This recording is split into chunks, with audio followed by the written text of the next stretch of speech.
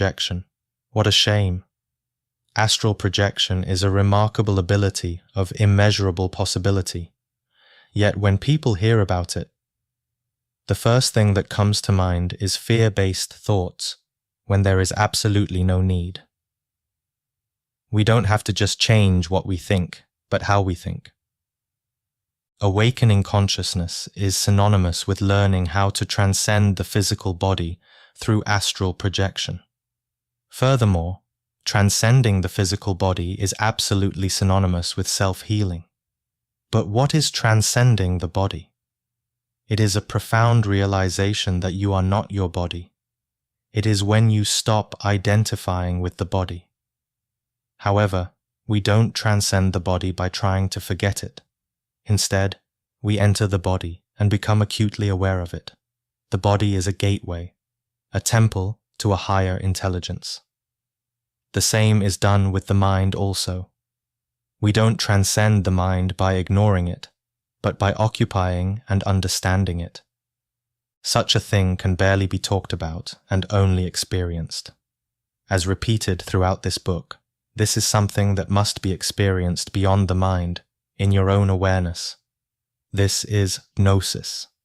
As taught by Gnostic groups, gnosis is defined in its purest form as knowledge based on experience, as opposed to belief or intellectual theory. Prolonged and consistent meditation enables one to observe and become one with the body with no thoughts, just pure awareness.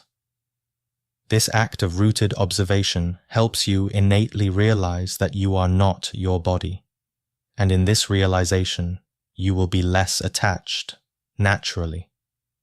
Thus, you will more easily separate from your physical body when the time comes, and more easily identify with your spiritual body, the energy that animates and occupies your physical body. This is difficult to imagine only when we have a lack of practice and experience. Question: can a spirit possess you while you're out of body? You'll find a lot of misinformation and fear-mongering about this. It is all utter nonsense. Astral projection is absolutely safe and natural. There aren't many ways to actually prove that it's safe, but here are 2 logical points. 1. The astral body is connected to the physical body in a similar way that a radio is connected to frequencies. You can't have one without the other. Projecting implies one location to another, so 2 locations, not just one. You can be on the other side of the galaxy, but still be connected to your physical body. You could look into the silver cord about this. 2. The fact that we all astral travel every night unconsciously anyway implies that it is most likely safe, since you don't see anyone becoming possessed, do you? In a sense, it's actually safer to practice astral projection than it is not to, because at least then you'd be conscious of what you're doing and being influenced by at night. Of course, you can't really know whether we astral travel unconsciously every night until you become experienced yourself. Still, I and many authors and experienced astral projectors will agree on this. Protection. It's first essential to understand that the best protection is one of being on a level of consciousness that naturally emanates universal and unconditional love for all beings, where fear is far from your natural state. However, here's a general guide on what you can do if you are the type of person who is still afraid of things in the astral plane. Keep an altar as a symbol to protect your home while you astral travel. It should be square-shaped with a white cloth on it. Burn a white candle on it all the time, or whenever you're present in the house. Place deities or symbols you consider holy, sacred, or powerful. Burn incense, preferably real frankincense or copal resin burned on charcoal discs in a clay pot. Visualize and mentally cast a circle of fire or light of protection around your house 3 times. You can combine this with prayer and mantras. You can ask angels, masters, guides, or any other type of positive astral helper for help with protection. this will also help with experiencing fewer nightmares. I won't go into it much here, but there are thousands of beings in the astral who are committed to helping humanity with their spiritual progress. Many will listen to your call if you are genuine and sincere. As you cast the circle of protection while visualizing the fire or light, you can say something like the following: Angels, masters and guides of the astral plane, protect this house in a spiritual camouflage so that no evil or darkness can penetrate it. Cast away all kinds of darkness and any other kinds of related evil or negative forces or energies. You can finish this with the mantra Aum or Amen 3 times. Do not do this with the intellect. Do all this with positive emotions and complete faith. Chapter 18. Entering the astral plane from a lucid dream. To turn a dream into astral projection, you need to stop, break, or go beyond the narrative of the dream. To do this, whenever you find yourself lucid in a dream, look around and feel how your mind is creating the scenes. This takes practice and meditation to understand deeply. Once you recognize you're creating these scenes in your mind, it becomes easier to stop them. Essentially, we're doing the same as when we wake up and stop thinking in meditation, or when we snap back to reality in waking life. It's all about being truly present. This can be done within an instant, and at the same time, remember and employ your intent to enter the astral. So, what happens when your consciousness is in the non-physical yet isn't dreaming anymore? Well, it has no choice but to enter reality, in other words, the astral. 2 things can happen when you do this. One is that you will witness the content and objects of the dream dissolve before your eyes, and you'll feel a shift in the atmosphere, which can include, but is not limited by, vibrations and hypnagogic imagery or sounds. Shortly during this transitionary stage, you'll most likely go straight into the astral. Everything about your experience will feel different and more palpable. You'll know you're not dreaming anymore and that you've successfully entered an objective dimension. On the other hand, instead, you may go back to your body and exit the body from there. One thing to note is that if you do go back to your body with the intention of astral projecting, make sure you don't move your physical body.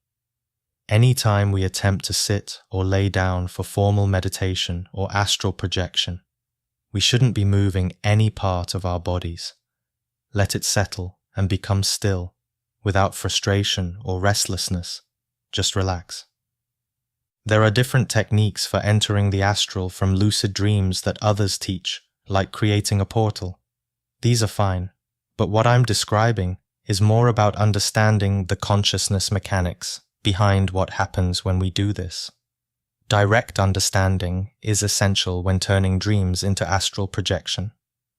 Usually, I don't like to provide methods for entering the astral plane from dreams because I place a higher value on understanding this process, which derives from the direct inner knowledge that you need to innately recognize that you're creating the dream illusions yourself and then instinctively stop or break the content of the dream so that you can enter objective consciousness. Meditation helps with this. It is akin to smashing a mirror that holds an illusory reflection of reality which is projected from your subconsciousness. With that said, however, I have discovered a particular method that I've been doing again and again while in lucid dreams to enter the astral plane. Exercise 5. The flying method of turning lucid dreams into astral projection. You may want to take notes for this. 1. Achieve lucidity in your dream. Do this by any means of the numerous lucid dreaming methods in books and videos online, one of the most effective being reality check exercises. 2. Once lucid, become present and recognize the content of the dream, and without hesitation, employ your intent for astral projection. feel your dream body intensely and fly upwards. Just do it. Do not think about it. You may feel vibrations and strange sounds.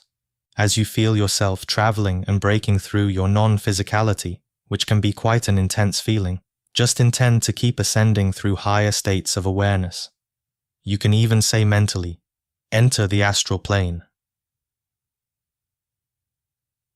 3. Next, somehow, the environment will transform, and after a period of transitioning, you will find yourself in a new environment. The difference in clarity and sensation should be astounding. You will directly sense that you are not imagining it.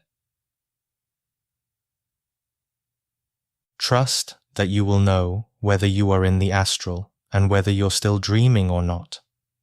It's most likely the case that you're not dreaming if you experienced it similar to the way I described, but if you're struggling and still find yourself in a dream state, just try it again. The fact that you even recognize that you're in a dream state is excellent progress anyway. If you find yourself going back to your body, don't worry. Just don't move your physical body and employ the intention to leave your body. You can do this simply by getting up, just not physically. By getting up, I mean to get up with your astral body. If you're still struggling, try intending and forcing a swaying sensation in your awareness. This will help you loosen up out of your physical shell, like a chick trying to roll its egg around in an attempt to crack it. Without thinking about it, you can just simply get up or float up. Do this instinctively. Just get up without moving your physical body. Don't think about it. It is straightforward in practice if you don't overanalyze it. Training imagination and visualization. Imagination is a significant aspect if you want to strengthen your astral projection abilities, as well as your memory of it. Unfortunately, many people's imaginations are weak due to not using it enough or abusing it through excessive use of negative thoughts and emotions. Once you're in a deep state of meditation, you can use this visualization exercise to help strengthen your abilities. Visualizing the process of coming out of body eases your mind into a taste of what will happen during an OBE, so that you won't be too staggered when it happens for real. Exercise 6. Visualization practice. Again, you may want to take notes. 1. Relax your physical body. If you're having trouble relaxing or you're feeling restless, you can count to 5 as you inhale inwards, then hold the breath for another 5 seconds and do the same with the exhale. Repeat this 7 times, and you should begin to feel much more comfortable.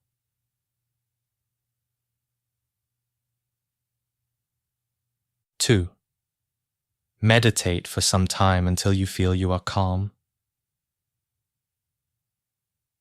3. Next, without straining yourself, begin to become aware of every cell in your body. Don't just think about it, feel it. Feel the energy of every part of yourself. You may have to be patient if you don't feel anything at first. When you're ready, scan your body, beginning from your toes, all the way to the top of your head. Do it in your own way and at your own pace. 4. You should now be conscious of your entire body, in one whole peripheral awareness. Feel the entire energy field of your body, as if you are a sphere of energy. Say to yourself, I am not my body. I do not identify with my body. 5. Next, now that you are aware of your entire body, feel it become weightless, as if there is no gravity.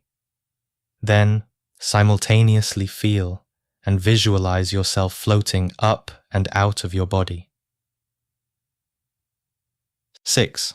See the room you're in, with your mind's eye, and notice it in full detail. Notice objects, colors, features, etc. Take your time. Controlling imagination takes a bit of practice if you're not used to it, be patient and calm. Once you've analyzed the first part of your room, slowly turn and look at different parts. You can do this for as long as you like, flying around your house, being aware and feeling this double body that you're now using with your mind. After some time, begin to slowly fly back to your body, seeing yourself sitting in meditation, and merge back with it gradually. 7. Continue meditation and set your intentions to come out of body when you next go to sleep. Trust that your subconscious will do this for you. Remember that this exercise is not astral projection. It is just training your imagination and concentration in unison to get a feel for how to travel around once actually out of body. Alternatively, you can do this same exercise by walking around your house instead of flying. I find flying helps me maintain that full body awareness. The same sensation happens when I actually fly in the astral. After 3 days of doing this exercise daily, I basically guarantee you will see vast improvements in your dream's vividness, your ability to recall scenes in detail, and your ability to stay present for longer once you're consciously out of your body. All this inevitably gives dreams and astral projections greater impressions on your mind, vastly improving your memory of them. Active imagination is a gift of the soul. Chapter 19. Transcending the Mind. Generally speaking, transcending the body is more straightforward than transcending the mind. This is because through the mind, we can observe that it can say, "I have a body." Accordingly, the I that says it owns a body is implying separateness through its sense of ownership. So, through detaching from the body, you may feel like you own a body, but who are you? You do not own anything. Your body simply is, and so too with your mind. The significance to realize here is that awareness and mind are not one and the same. The fact that we can also observe our mind implies that the observer of it is closer to the truer reality of ourselves. In meditation, there is the observer and the observed. We can see that we have a body. The same effect is true for our minds, but since the mind is something we cannot see physically, it is harder for us to grasp because of our attachment to the mind and its identifications. We can see our body. Therefore, we are not our body. We can see our thoughts. Therefore, we are not our thoughts. The consciousness is not that which you can see, but only which you can be. Imagine for a moment that a man creates a small advanced device that echoes everything he says, and not just that, but it records everything in his life like a video camera does, and he can play back scenes whenever he likes by simply willing it. On top of this, the device is so powerful, it can play back hundreds of images, sounds, and videos with infinite storage capacity. The man then attaches this device inside his head. As he goes about his day with this incredible and revolutionary tool, he enjoys being able to replay scenes to study them in depth, and is able to do many things at once. Others marvel at his newly found cleverness and praise him. The man loves his device so much, which has enabled him to analyze and create more things than anyone else. He loves his mind tool more than anything in the world. However, after many years of use, he becomes so absorbed in this tool that he forgets that he even created it. And not only that, but the tool becomes so dysfunctional and out of control that he cannot turn it off anymore. The device starts constantly playing multiple videos and images all at the same time. The man becomes overwhelmed and upset and cannot choose what videos to pay attention to anymore. Thus, he is no longer the controller of this tool and falls to the mercy of it. He falls below the level of the mind. He becomes depressed and solemn and falls victim to any sense perception presented by this mind tool that is running rampant. This leads to all sorts of physical and mental illnesses. Emotions are the reactions to our thoughts, and when we do not like or do not want specific thoughts because we lack control, we often develop negative emotions. In turn, developing negative feelings in our body which give rise to dis-ease disease. The emotion of ease is great medicine, not dis-ease. If the man is not careful and becomes too consumed by this tool, he may begin to not be able to identify the illusions of his mind tool from reality. This is when we call a person insane. The mind is a tool of reflection, the ability to recognize oneself and the world through a mirror. But the mind is so powerful that we unconsciously create many mirrors and mirrors within mirrors, and mirrors battling against mirrors within us for power. The mirrors take a mind of their own and crave our attention. This is essentially the root of addiction, compulsion, and overthinking. This is what Buddhists call Maya, illusion or delusion. This is the state of a large portion of humanity's minds today in varying degrees. If higher dimensional beings were to visit Earth and hear the general noise in the mental dimension of Earth, they would hear so much suffering and excessive and unharmonious noise. The mind creates our reality, and this type of chaotic noise is reflected and manifested in our physical world in the form of endless television channels, social media, and the internet. The mind is a wonderful tool, a beautiful gift from creation that allows us to comprehend the mysteries of the universe through its facility of thought and reflection. But we must tame its power and stop identifying with it for a false sense of self. Meditation not only means you do not contribute to this old dysfunctional way of thinking, but you also generate a space and help a new way of thinking for others. This may be hard to believe since it is something you cannot perceive physically, but psychically you generate a momentum of peace and stillness, no matter how small or subconscious its effects are. Today, as humanity becomes even more dysfunctional, uncertain, and spiritually lost, we are seeing many individuals and groups becoming increasingly insane.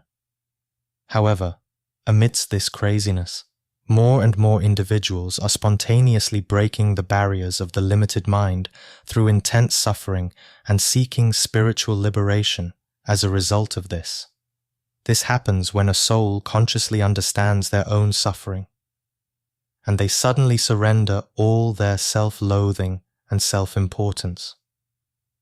Through this, one will realize their own suffering deeply, and also how they are perpetuating the suffering of humanity unconsciously. If we can truly comprehend how our unconscious states hurt others, it makes it easier to dissolve the ego, because we begin to live a life of compassion rather than selfishness, which the ego thrives off. One must do the spiritual work daily and meditate with conscious effort. Don Juan Matus said, "We either make ourselves miserable or we make ourselves strong. The amount of work is the same."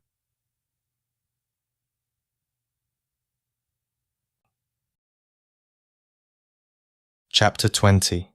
Profound Meditation. The breath, silence, and darkness, the reality to which these words point to, are comprehended in deep meditation. The Hebrew word nephes, literally meaning breath, is the word most often translated as soul in the Bible.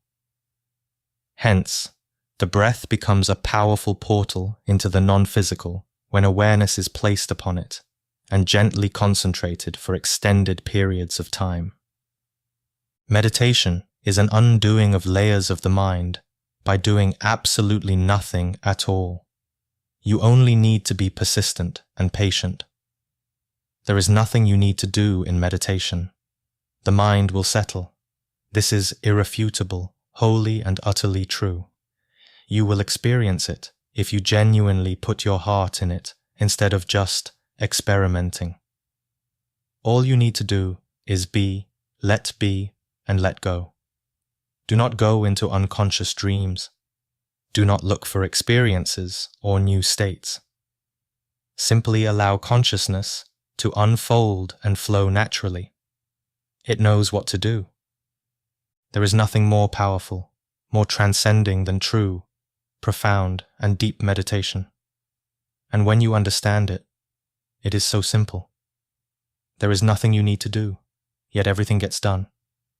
All you do is sit there and observe. Through such an act, one naturally penetrates through layers of muck and nonsense of the mind and finds themselves in more blissful and clearer states. Meditation, in a sense, is conscious astral projection. That is, returning to reality and awakening from the dreams of the mind here and now. Enlightenment is not about becoming more or better, but becoming less of all the created conditioning in our mind. Patience and acceptance in meditation are also vital. If your mind is doubting or is skeptical, so what? Let it be like that. It does not mean that you, consciousness, awareness, needs to be doubtful or skeptical too. Remember, you are not your mind. This is a liberating and profound thing to realize, and it's something most people would not even begin to understand. Sometimes, even my mind becomes skeptical or doubtful, but I just observe it, smile, and carry on my day or meditation. I know that those thoughts are essentially not me. The mind always presents us with perceptions, but it's up to us as to what we identify with. The mind is like a child craving attention all the time, and if we give it attention to certain behaviors, such as doubt or fear, then it only proceeds to do more of that. However, if we stop feeding it with our attention, it eventually gives up, and that specific egoic psychological pattern which previously wanted our attention so badly essentially dies. But be vigilant. New egos can always be formed again at any moment if you forget yourself and allow your integrity to waver. When you meditate, simply observe your thoughts and feelings and go back to the breath. If any thought comes in, simply go back to the breath. Do you get even more disturbing thoughts? Just go back to the breath. This tug of war doesn't seem effective at first, but if you're firm and persevere, you'll transcend deeper levels of your mind through realizing you have the power to not feed certain thoughts or vices with your attention anymore. Thus, you gain self-control and personal power. Every time you make an effort to come back to the present moment, you are gradually training your mind to become more tranquil and controlled. In this state, the mind becomes a far more effective tool. Through not giving useless thoughts our energy anymore, we begin to save energy for ourselves. With more spiritual energy, there's an intelligence that arises, which you can recognize from the level of peace and inner silence that you gradually generate. This takes time and conscious, consistent effort. Just like earning money in the physical, we only see results when we put in the work. Eckhart Tolle said, "What you accept, you go beyond."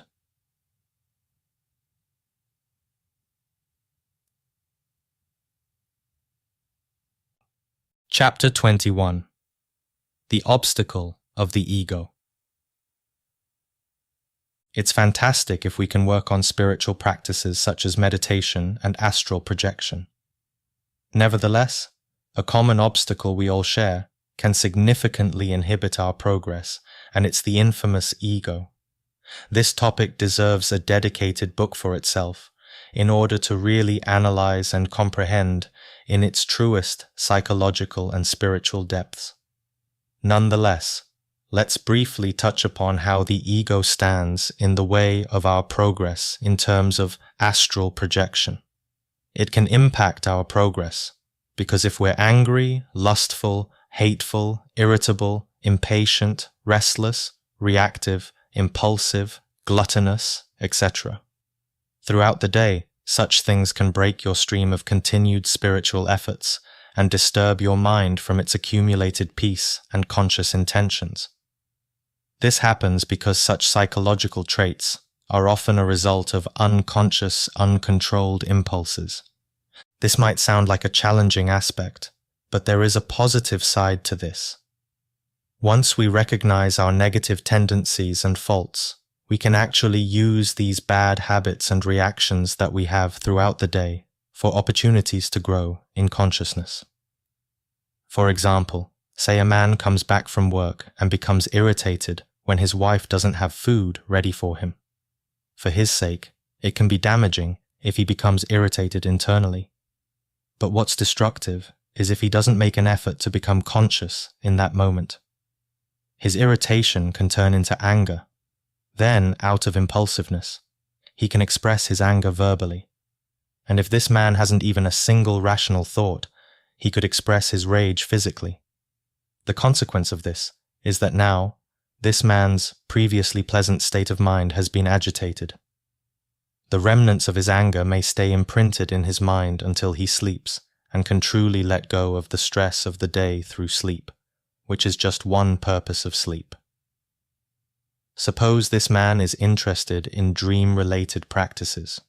In that case, he will either find it hard to become lucid, or he will only remember dreams related to his earlier emotional turmoil, which are a reflection of the soul processing negative emotions.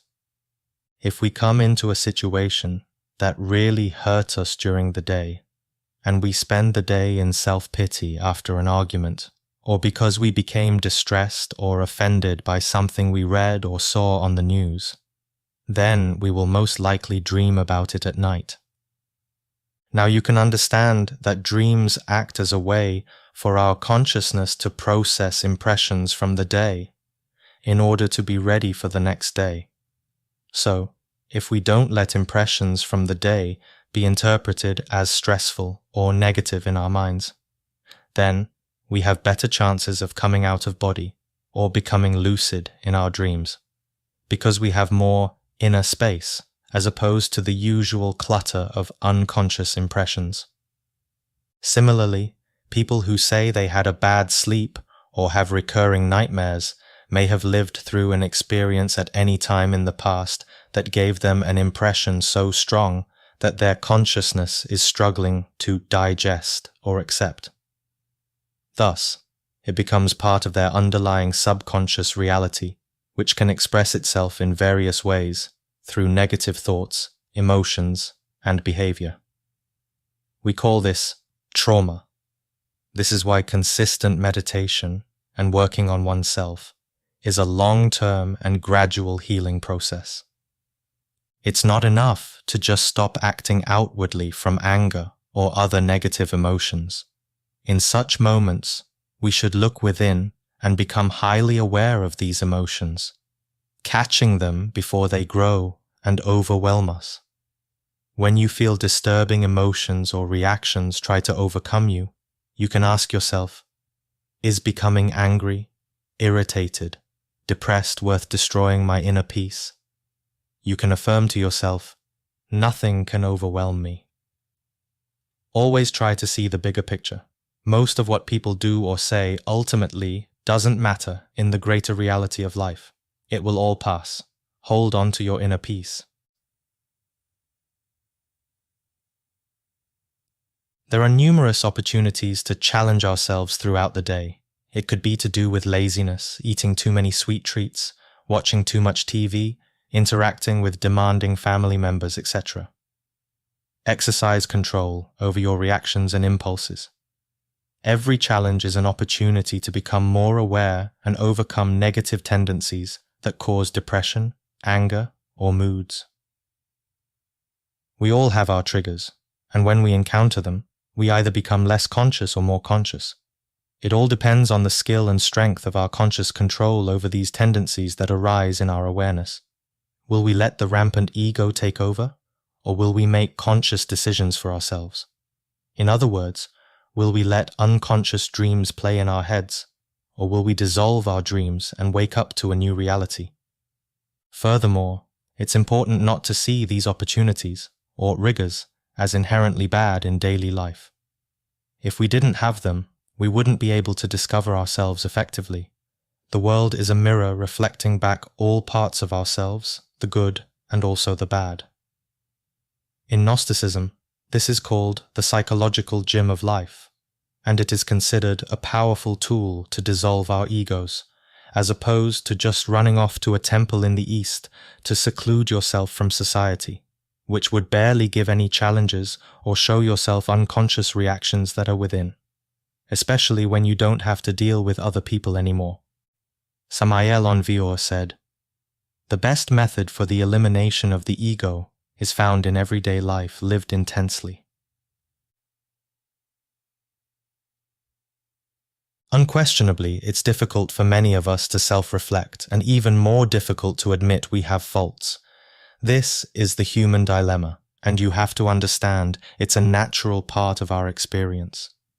Because if we didn't have darkness within, there wouldn't even be a spiritual path to walk in the first place.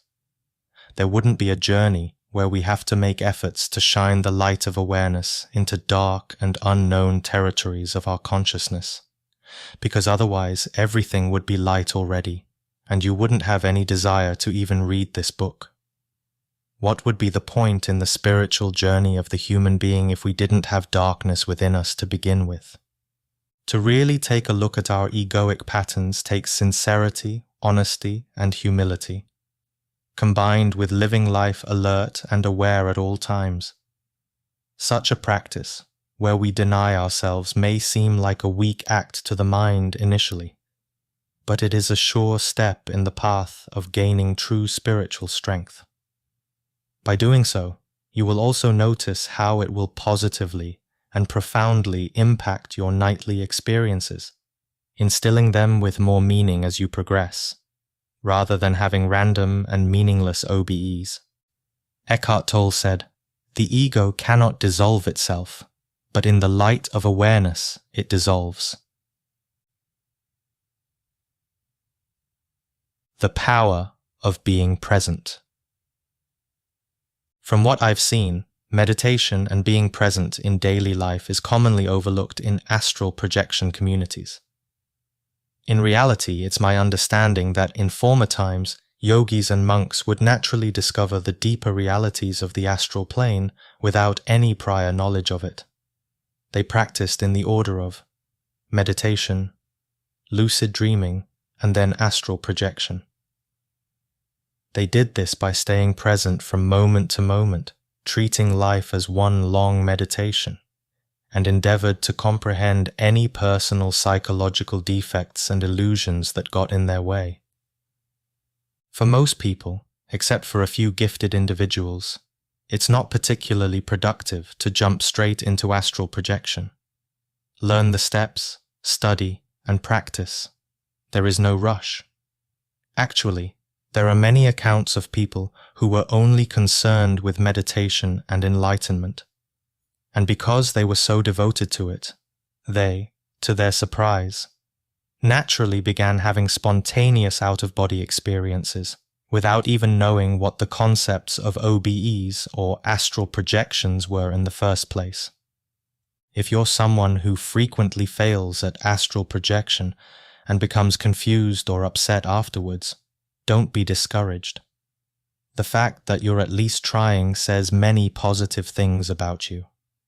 As mentioned, approaching astral projection in a gradual and wholesome way will ultimately transform you into someone who has regular spontaneous out-of-body experiences throughout the rest of their lives, instead of just one or two insignificant experiences here and there. The work you put in is absolutely worth it. Relatedly, Eckhart Tolle said the following: "Realize deeply that the present moment is all you have. Make the now the primary focus of your life. Life is now.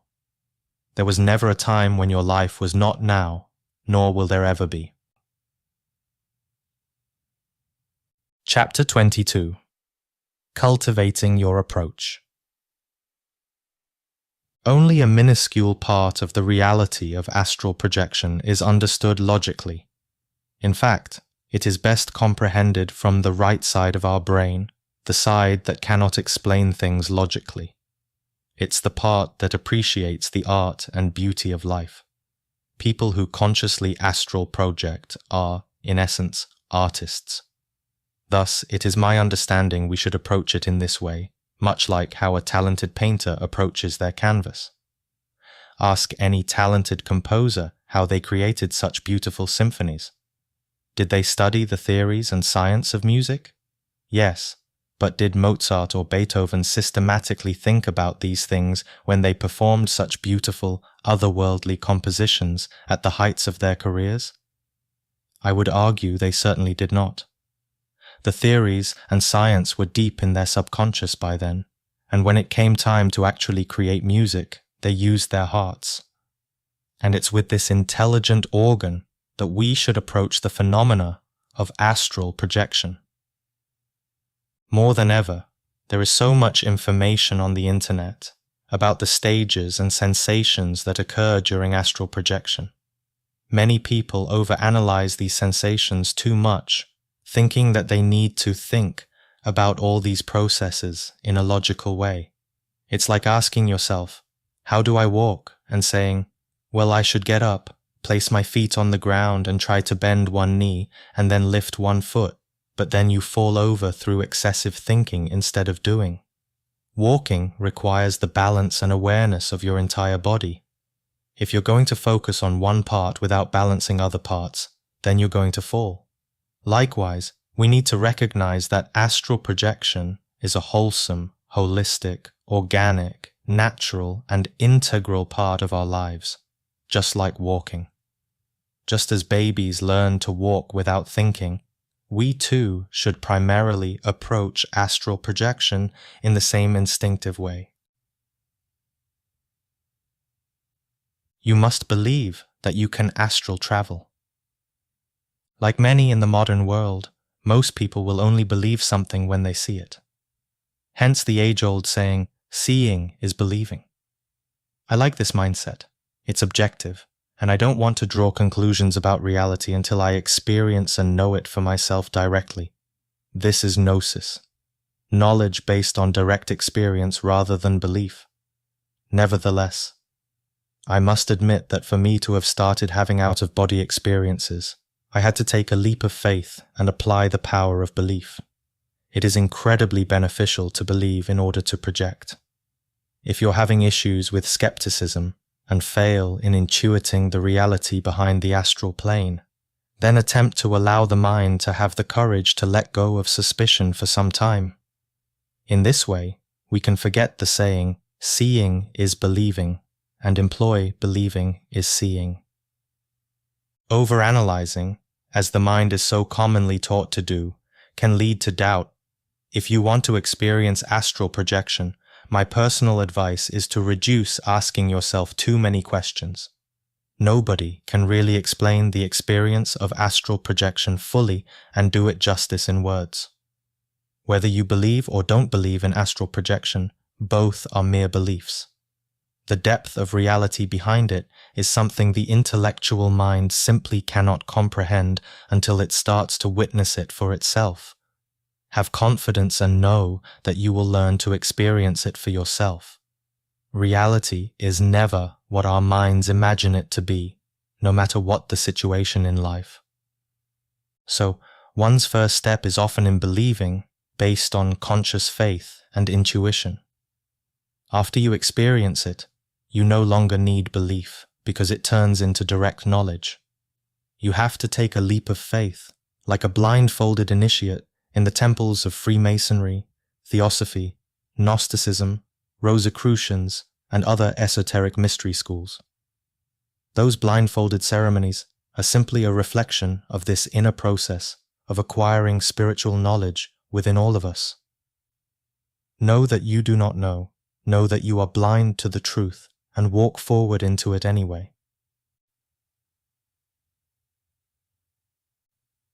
Don't identify with thoughts.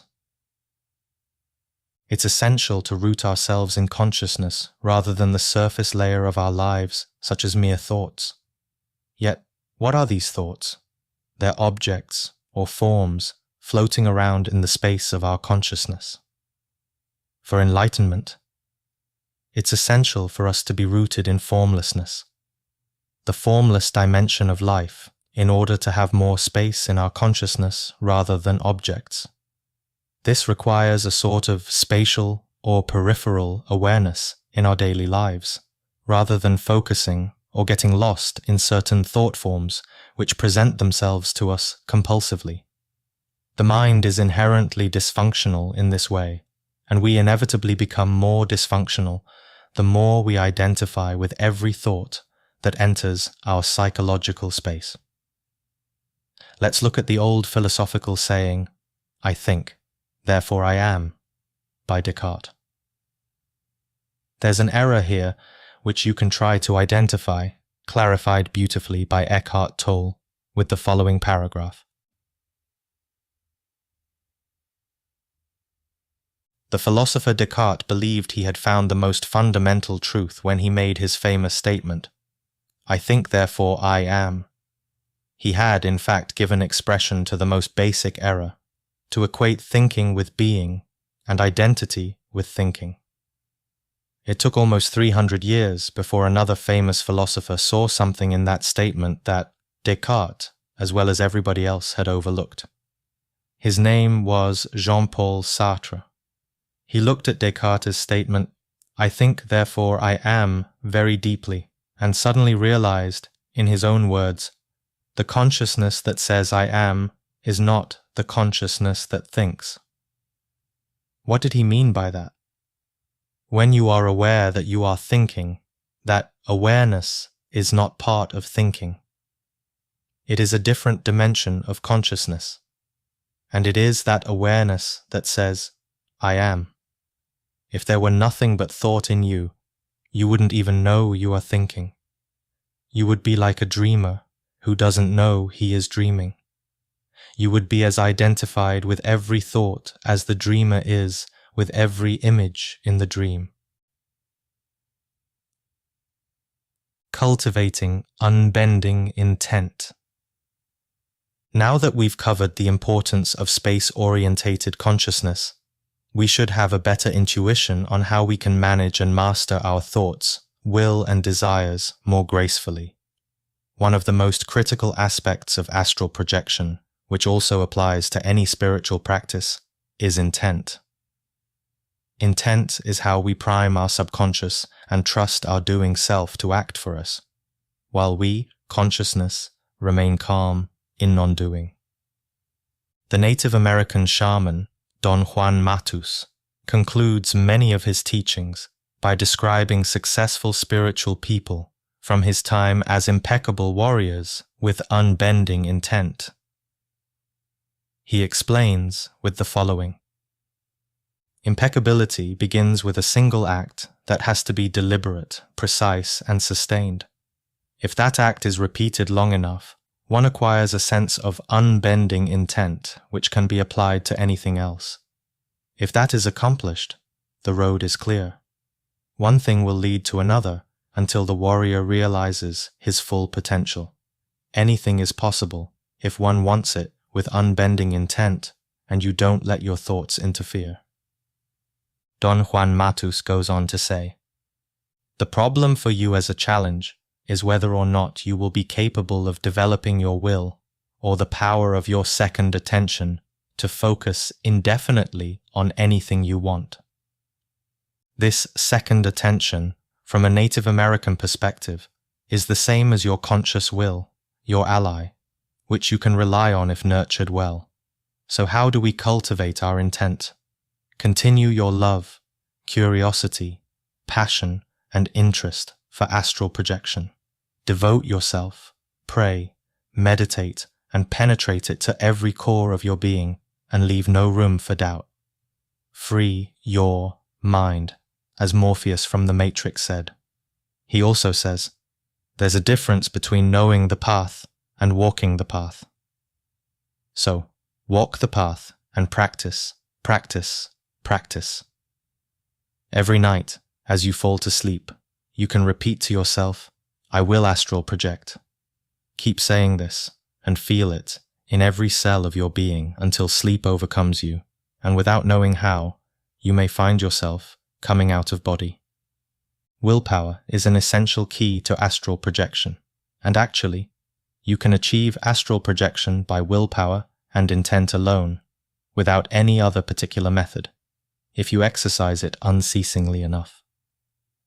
If you are very determined, you can practice desiring to astral project all day, on all levels of your mind. If you really want to do it, it will happen. Thinking about astral projection in this way, knowing that you will astral travel, buries the intent deep into your unconscious and conscious mind that you will inevitably astral travel spontaneously one day.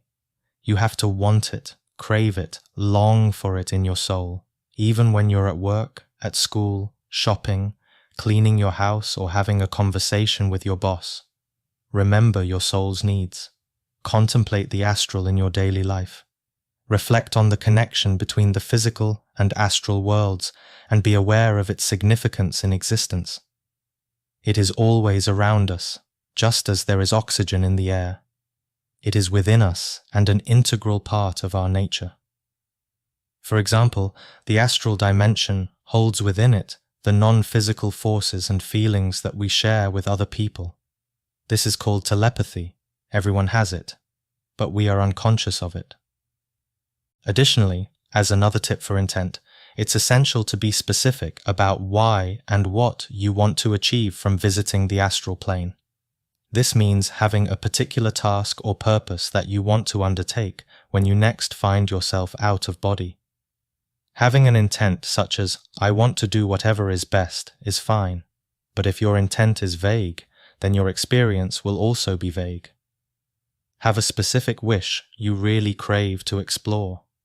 It could be to investigate your past lives, contact a deceased relative, find out about Earth's future, talk to a guide, or visit another planet.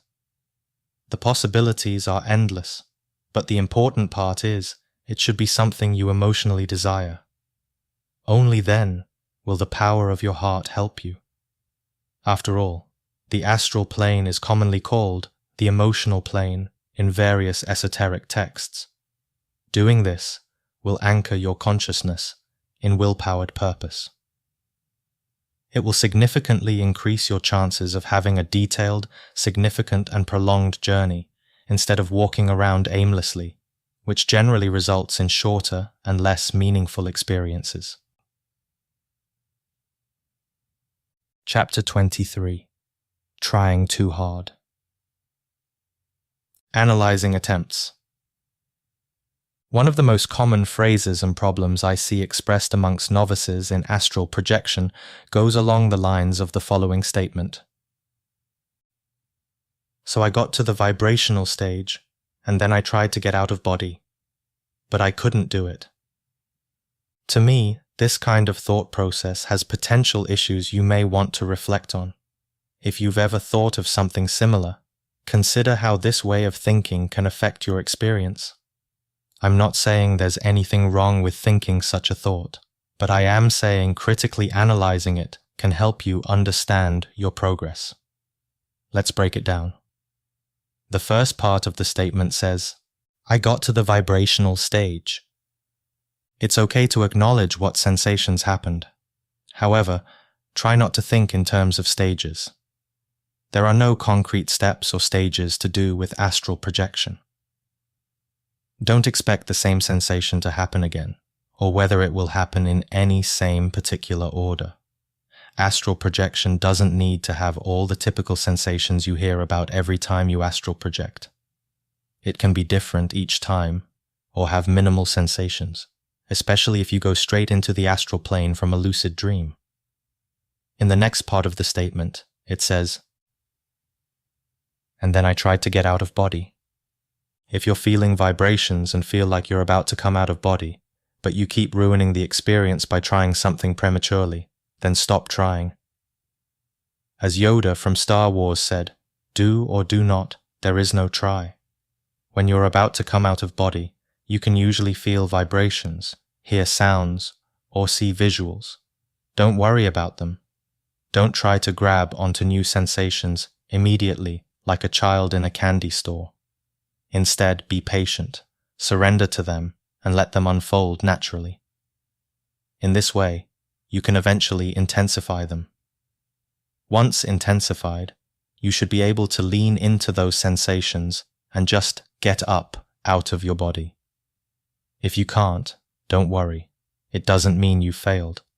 Just go back to noticing the sensations and immerse yourself in them, and then try again a few moments later. Just maintain your awareness, willpower, and intent. That's all you need to do. In meditation, when a new thought comes in, would you follow it immediately and aimlessly? No. The principle of meditation practice is to maintain your awareness in a calm and detached manner. This is the same for hypnagogic sensations during astral projection. When it's time, do not try, just do, and get up out of your body. Do not think about it. In the last part of the statement it says, "But I couldn't do it." Firstly, don't be disheartened. Rome wasn't built in a day. Consistency is critical. Maintain your efforts, and you will reap the rewards. People think they are failing at attempts. However, every attempt or any effort will contribute to your progress, no matter how long you've been trying. It's all part of the learning experience, and the fact you are making efforts is enough reason to give yourself credit. Secondly, due to mostly cultural conditioning, our minds have been hardwired to think we must do something in order to achieve a result. Again, don't interpret this completely literally. Of course, you are doing something, attempting to astral project. However, paradoxically, it is wise to prioritize non-doing as a means to that end. So, how do we achieve anything if we're always in a state of non-doing during the attempt? This is where we prime our subconscious to do it for us, which we cultivate through faith, willpower, and intent. Exiting the body.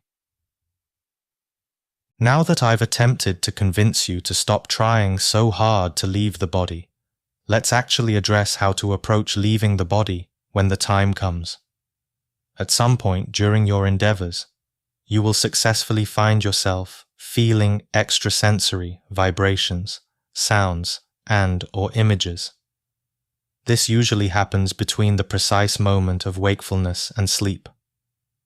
There is a point where you do actually need to attempt to exit the body, but it's a subtle, intuitive art to know when it's okay to do so.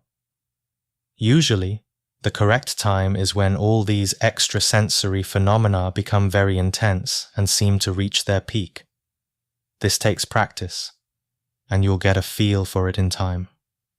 My advice is, whenever you do attempt to float up, get up, or roll out of your physical body, notice whether the sensations become weaker, and if they do, stop, relax, and just carry on being aware of the sensations. And then after a few moments, they should strengthen again, and you can re-attempt your exit. Make sure you calmly focus on the sensations and allow them to intensify. They should get more substantial and louder. Only then is the right time to split yourself from your physical body. It's like boiling milk in a pan on a hob to pour it into a mug. The milk is your consciousness. The hob is the power of your meditative intent. The pan is your physical body, and the mug is your astral body. Cook the milk patiently. Take it off the hob too early, and it's not ready. You won't have enough power in your milk. Take it off too late, and it boils over the pan with too much energy, and you lose milk. But if you take it off just at the right time, you have a nice warm drink to be poured into the mug. It's not too hot that your awareness becomes erratic and uncontrollable, and it's not too cold that you struggle to maintain a calm focus. It's important to note that the vibrational state is absolutely not a physical sensation. Although it can feel like you're experiencing an earthquake, It's just your astral body activating. To be honest, I think the word vibrations has been very misleading for some people. Remember, in order to astral travel, your physical body needs to be in a deep state of relaxation, and it needs to go to sleep.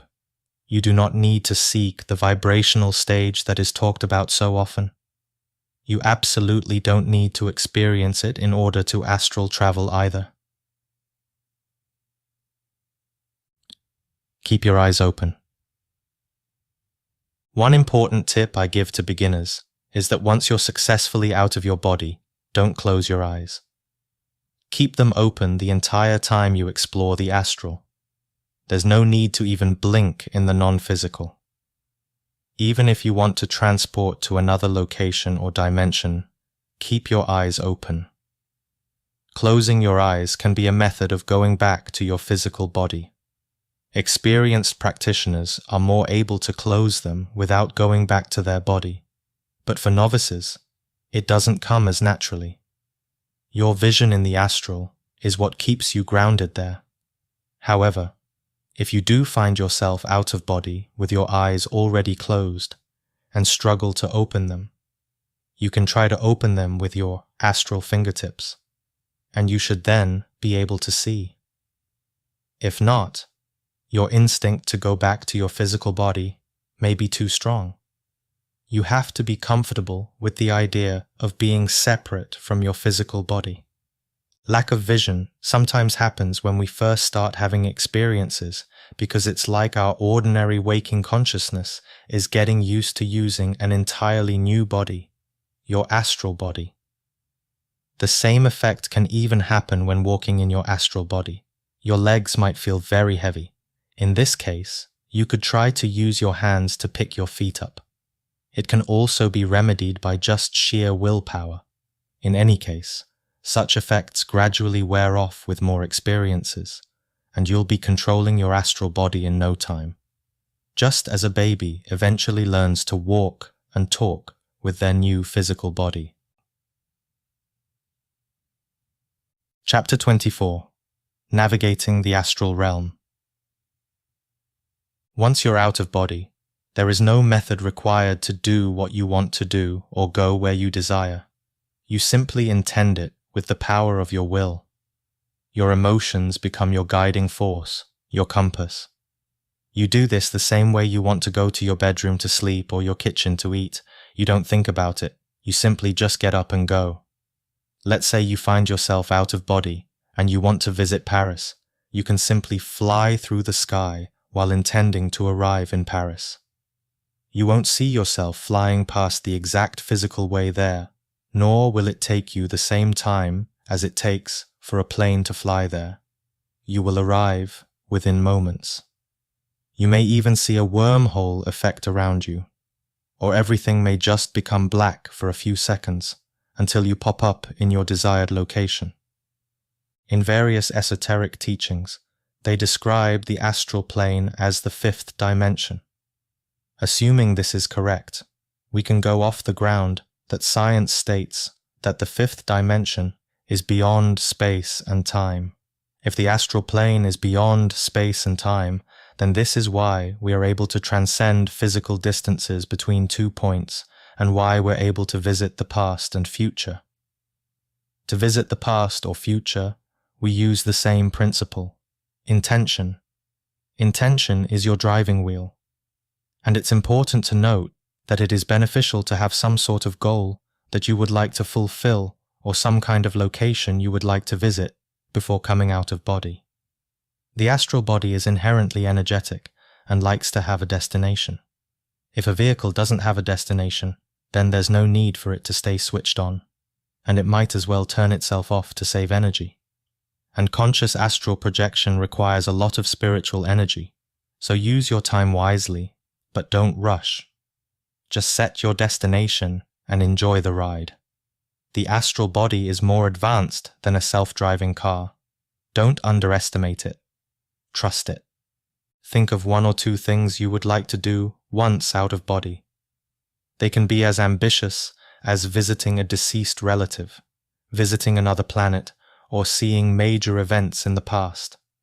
On the other hand, they can be as simple as analyzing a rock, exploring your house, or going on a walk down your local street. The important thing is to have a goal in mind, because often we like to overthink the process. When we overthink, we worry or get overexcited. As a result, we lose our focus and go back to the physical body.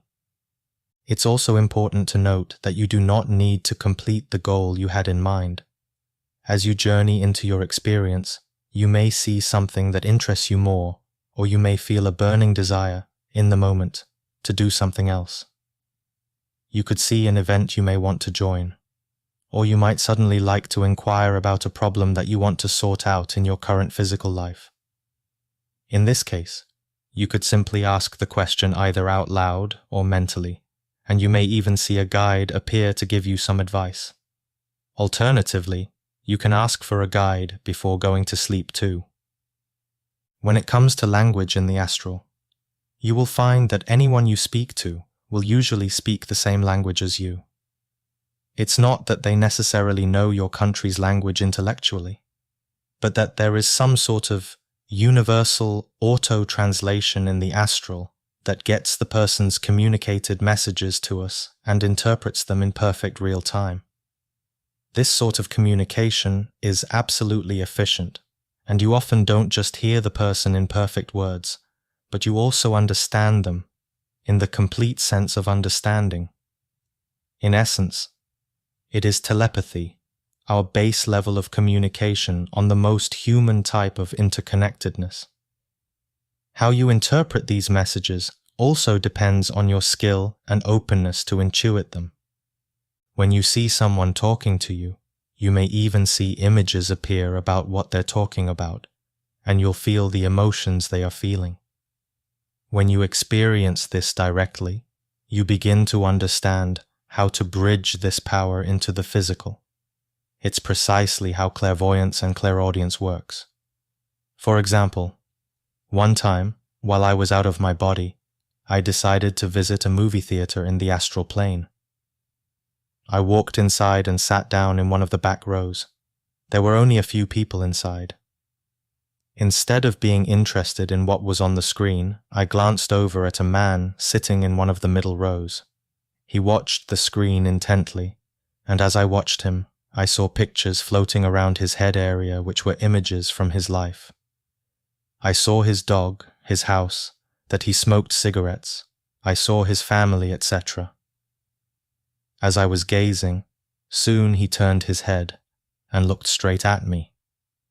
I was surprised and got up and left, realizing that, unlike the physical, people in the astral are more sensitive to telepathic occurrences. Similarly, I know this can be the same case in the physical too. I've had numerous occasions in waking life where I'm looking at a person and they turn to look at me without any physical prompt. I'm sure you've probably experienced this in physical life too at some point. To use a more amusing example of telepathy and intuited language, I've had several occasions where I have spoken to cats.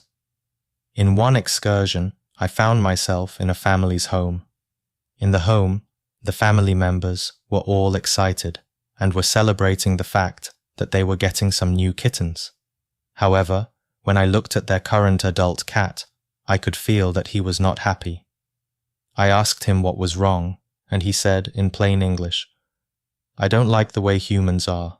I like you though. You're simple. Others should be like that." I was concerned for him and asked specifically why he wasn't happy with them getting kittens. He said, "I'm just not happy that they're getting kittens." I asked him why again, but he didn't explain and continued in his solemn mood. On another occasion, while out of body, I was walking down a street when I came across a stray cat. I knew he was a stray simply by looking at him, not his appearance, but by naturally intuiting his life. I said hello to him, and again, in plain English, he said hello back. He said to me, "Look at those humans over there," pointing to a group of people across the road. I said, "Yes, what about them?" He said, "Humans are pets, not cats." I asked him what he meant by that, but in the casual way of a typical cat, He turned his back on me, uninterested. I then realized what he meant, amused. He was a stray, and like many strays in neighborhoods, he probably had a collection of local human pets he would visit to utilize for food and shelter. So even though sometimes you may hear plain English, it's not always necessary. Still, you can see here how communicating to an animal, who doesn't have the facility to speak human language in the physical, can still convey their communication in a way that suits our own human perception. At least that's how we interpret it. It can be difficult and take skill to know where you are and what kind of dimensional plane you're on, whether you're on a higher or lower vibrational dimension. Sometimes it's obvious, and sometimes it's not. You must use your own intuition. Sometimes I find myself amongst other people, and I feel no unease in introducing myself to them because they're either other people unconsciously projecting from their sleep, or dead people who are inhabitants of those dimensions. However, on other occasions, I project to locations where I immediately instinctively feel I should not try to approach or talk to them because I'm witnessing something that is taking place in physical reality, or because the person feels very hostile, most likely within a lower plane of the astral. Often, though, a good indication of whether you're in the higher or lower astral is whether the environment is light or dark, in other words, day or night.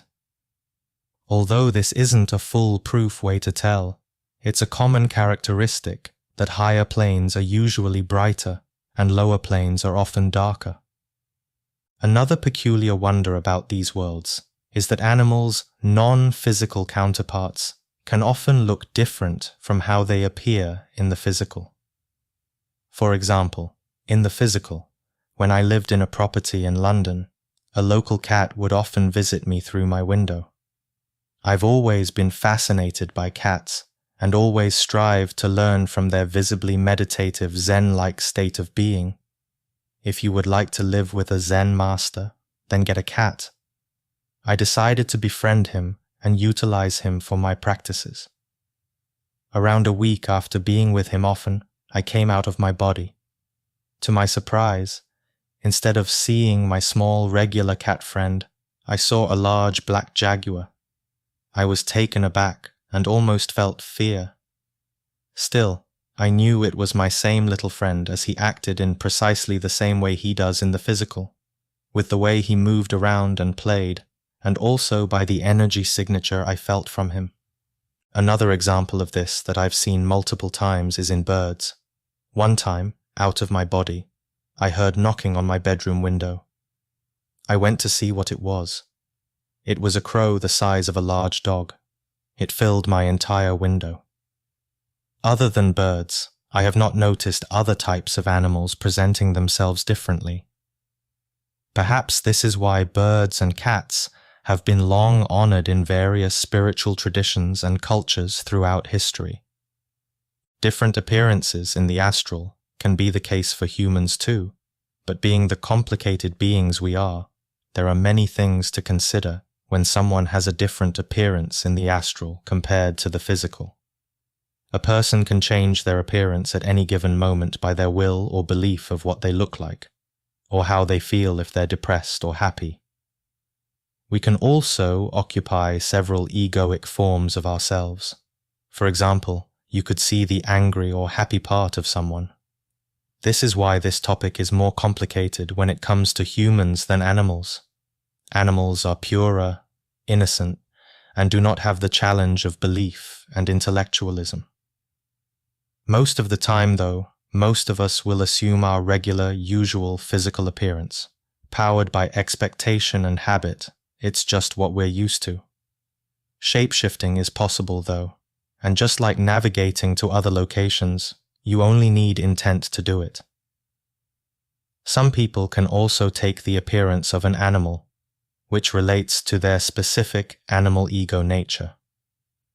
Some may also appear as fog-like ghosts if they don't have a defined personality, meaning when one hasn't attained a sufficient degree of individuality. They are just ghost-like mimics of the external world. Chapter 25, Step-by-Step Methods. By now, I've made it clear that the best practice is an intuitive and instinctive practice that doesn't wholly rely on a step-by-step method. I've made it clear that astral projection requires no thinking. This doesn't mean we can't think about it or talk about it. It is like when you're practicing for your driving license. You have the theory and the practice.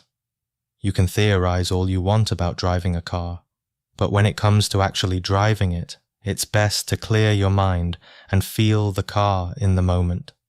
If thoughts of excessive theory come and interrupt you while you're driving, it may mess with your flow, and you might crash. It's important to feel confident, in control, and absolutely sure of yourself. And even if you don't feel that way, just fake it till you make it, as they say. With this in mind, let's look at some simple methods, alongside other step-by-step methods. Towards the end of the book, I'll also share a summary of one of my own personal approaches. Subconscious method through intent. This is one of the easiest and simplest ways to approach astral projection, but it is also a core aspect of any method. You see, it is barely ever your conscious mind which takes you out of your body, but your subconscious. Because while you're asleep, the subconscious is in the driver's seat. That is, it happens naturally and spontaneously without you having to make a lot of conscious effort. The only effort you need to make is the one with preparing the subconscious through affirmations and meditation. Astral projection can work like any other bodily function, such as breathing, heart beating, growing your hair or nails, or going to the toilet. They all happen automatically, and so too. You can come out of your body automatically. This approach goes back to trusting and believing in yourself and letting go of the idea that you need systematic step-by-step logical methods. When you go to sleep, simply have conviction that your subconscious will take you out of body. We come out of body unconsciously every night, so all that needs to happen is your awareness being placed within the process of it while you sleep. This can happen before, during, or after separation. You do not need to experience actually leaving the body. As you drift off to sleep at night, you can say to yourself, "I will come out of body."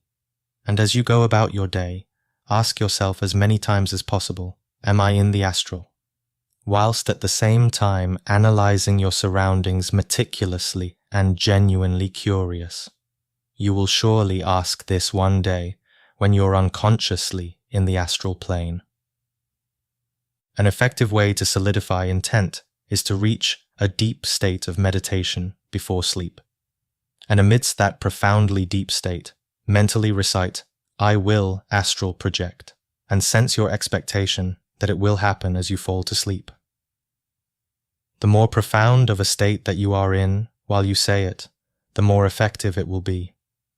Think of deep meditation as digging a hole into your subconscious. The deeper you go, the deeper you can plant a seed of intention for it to take life and autonomously manifest your desired results. The wake back to bed method through sleep. I have found it best to practice this method after anywhere between 4 to 6 hours of sleep.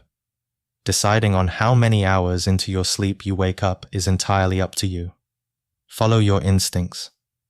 You need to feel well rested and peaceful enough to get up and practice, but at the same time, you need to feel lethargic enough to quickly fall back to sleep.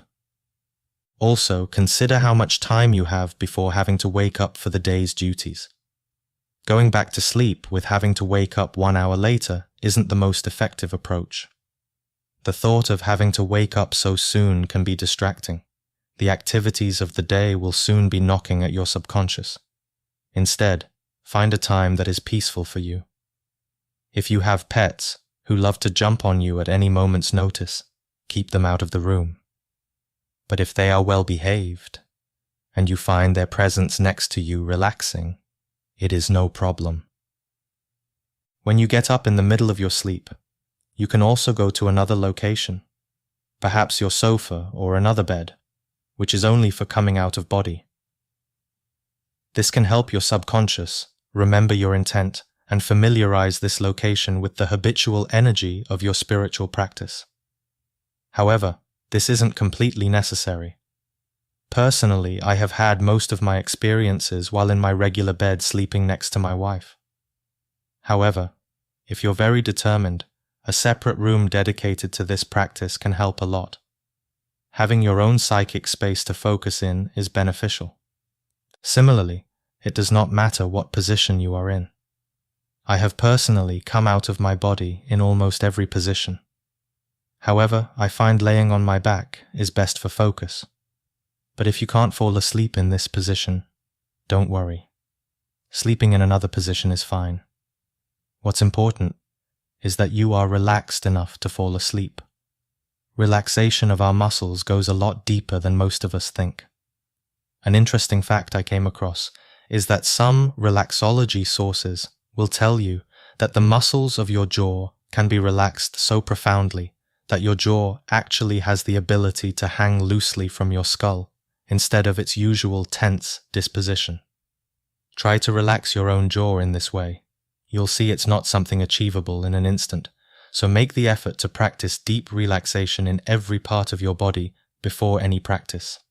Similarly, one should breathe in such a way that their stomach expands instead of their chest. Practice belly breathing daily to achieve a more relaxed body filled with more prana and vitality. Most people breathe in a very shallow way. It is not healthy. Exercise 7. Separating upon sleep. 1. Find a comfortable and quiet place to lay down. 2. Begin by visualizing or feeling a warm, golden light entering your body through your feet.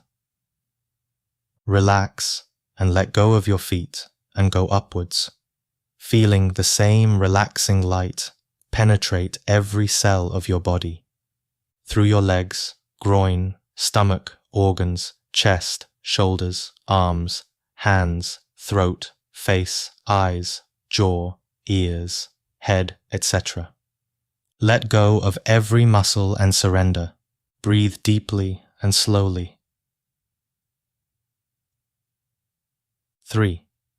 Affirm to yourself, I will wake up in my sleep into a lucid dream or astral projection. With this affirmation, feel deep within you that you will wake up in the middle of your sleep. You must be sure of it, confident, expect it. Trust your subconscious to wake you up. If you doubt it, it won't happen. If you believe it, it will happen. Have faith. You can also just set an alarm for this, but you will find with practice, using intention to wake up at specific times actually works. This can be a great way to understand how we can effectively rely on our own intent for astral projection too. In the past, for example, perhaps you have woken up right before an alarm you set. This is the same principle. 4. Fall asleep, relaxed and well rested. There is no need for any special practice here. Don't fill your mind with stress. Feel your comfortable body and fall asleep peacefully like a cat or baby. There is no stress here, no need for your mind to wonder about what to do next. Be rested, be natural. 5. If and when you wake up in the middle of the night, naturally you'll feel uncoordinated since your consciousness has most likely been roaming around aimlessly as it usually does during the sleep of the physical body. Immediately remember where you are and remember your intent. You can get up, go to sleep in another location, perhaps go to the bathroom or stay where you are, but get up out of bed and move a little. At the same time, maintain your drowsiness. This feeling of sleepiness is essential to maintain so that you can easily fall back to sleep.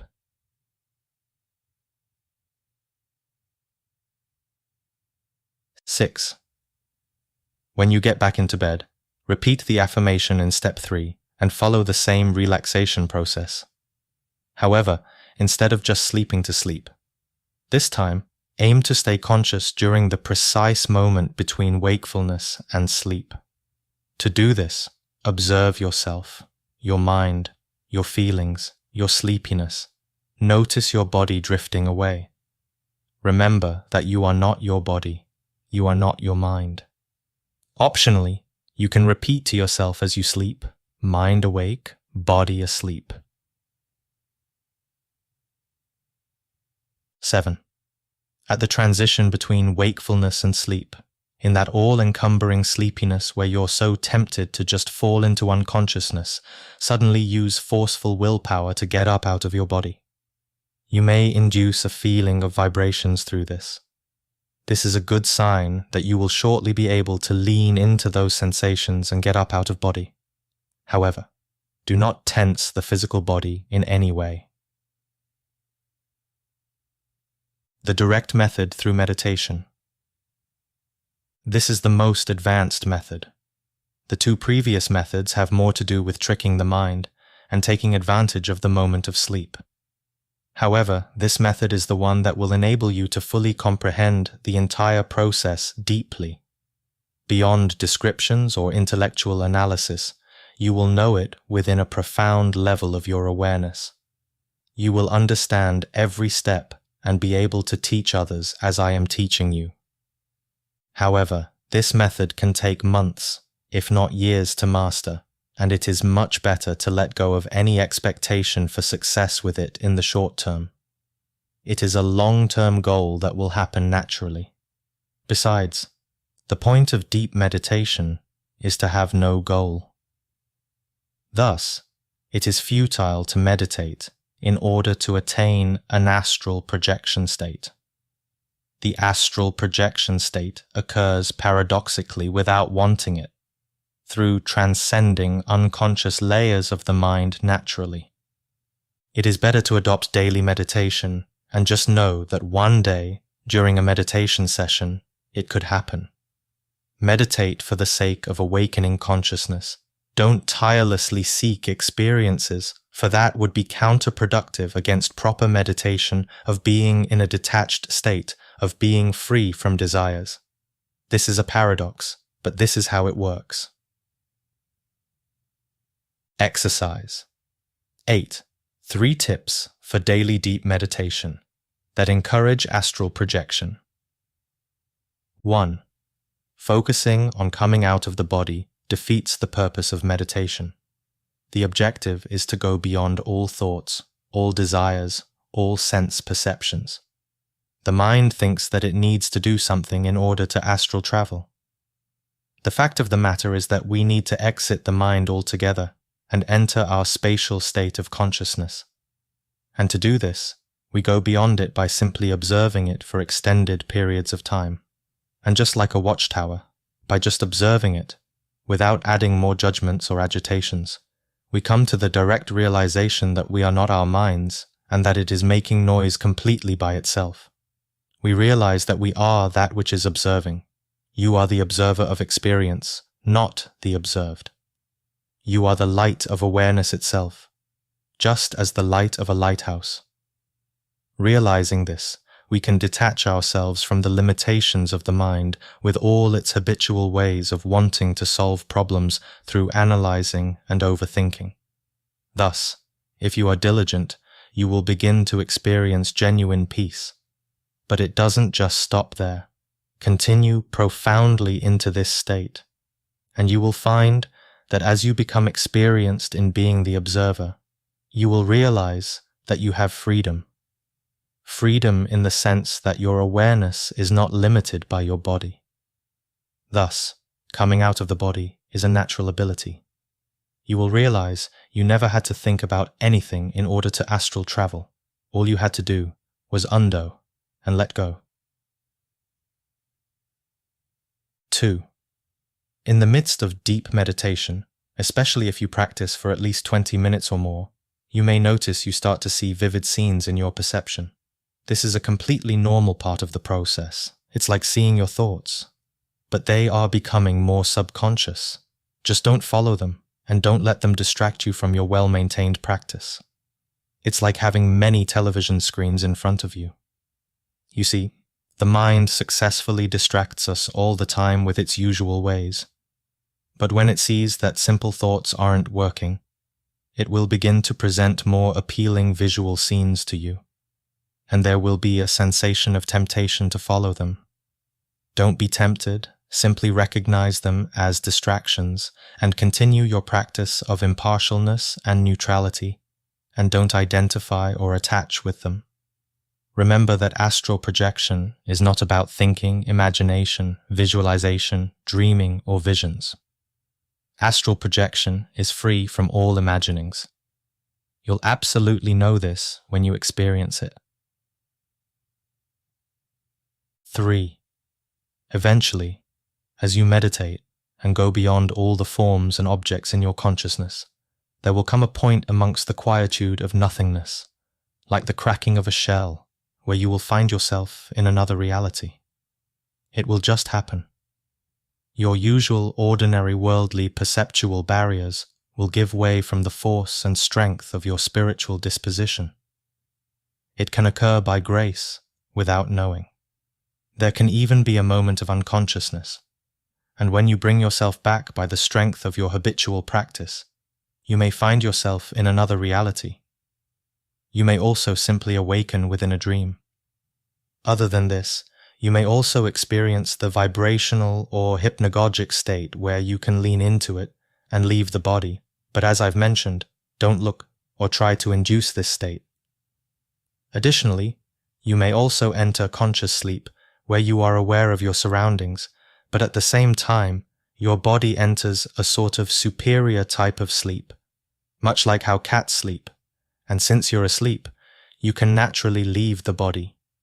In Yoga Nidra, they teach sleep meditation, which is to reach a state between being awake and sleeping.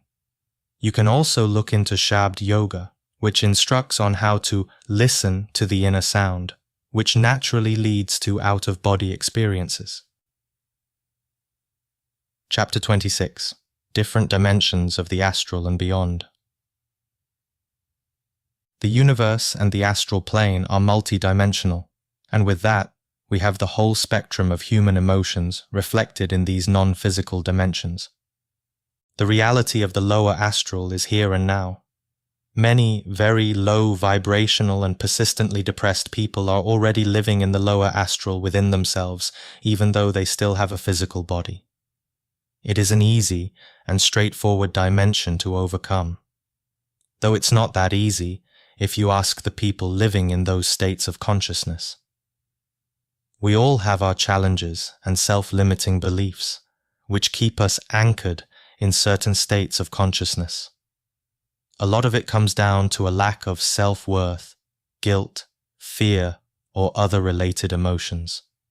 What's more is, if one continues being in this state of consciousness and their physical body dies, then they won't really experience anything that different in their afterlife.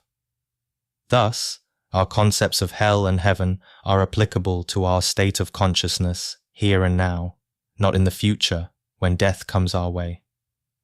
So, just as there is a spectrum from lower to higher human emotions, so too is there a spectrum of astral dimensions of lower, middle, and higher planes. The middle part of the astral is mostly earth-like or parallel to the physical plane. The higher astral are those planes that reflect superior and positive emotions.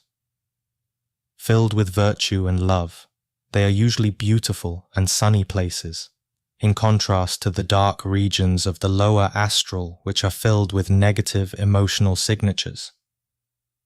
Beyond the astral plane, we find the mental plane. This is not something we will explore here. Once you have become grounded and found your way and momentum in meditation and astral travel, you will at times naturally begin to gravitate towards the reality of the mental plane. The mental plane is challenging to talk about without doing it injustice. It is a place that is usually free from familiar physical forms as we know it, as it's more to do with the pure energy we feel there, especially relating to thought as opposed to emotion. It is the realm of pure thought. our physical world is known as the third dimension, where we are limited in nature by time and space. The astral is known as the fifth dimension. The superior part of the fifth dimension is known as the mental, which is beyond the limitations of the inferior part of the fifth dimension, the astral. The mental plane is not a place where one is subjected to choose from certain lower or higher astral worlds, but it's actually a dimension that is made up of a sort of superior dimensional energetic unity of all astral worlds.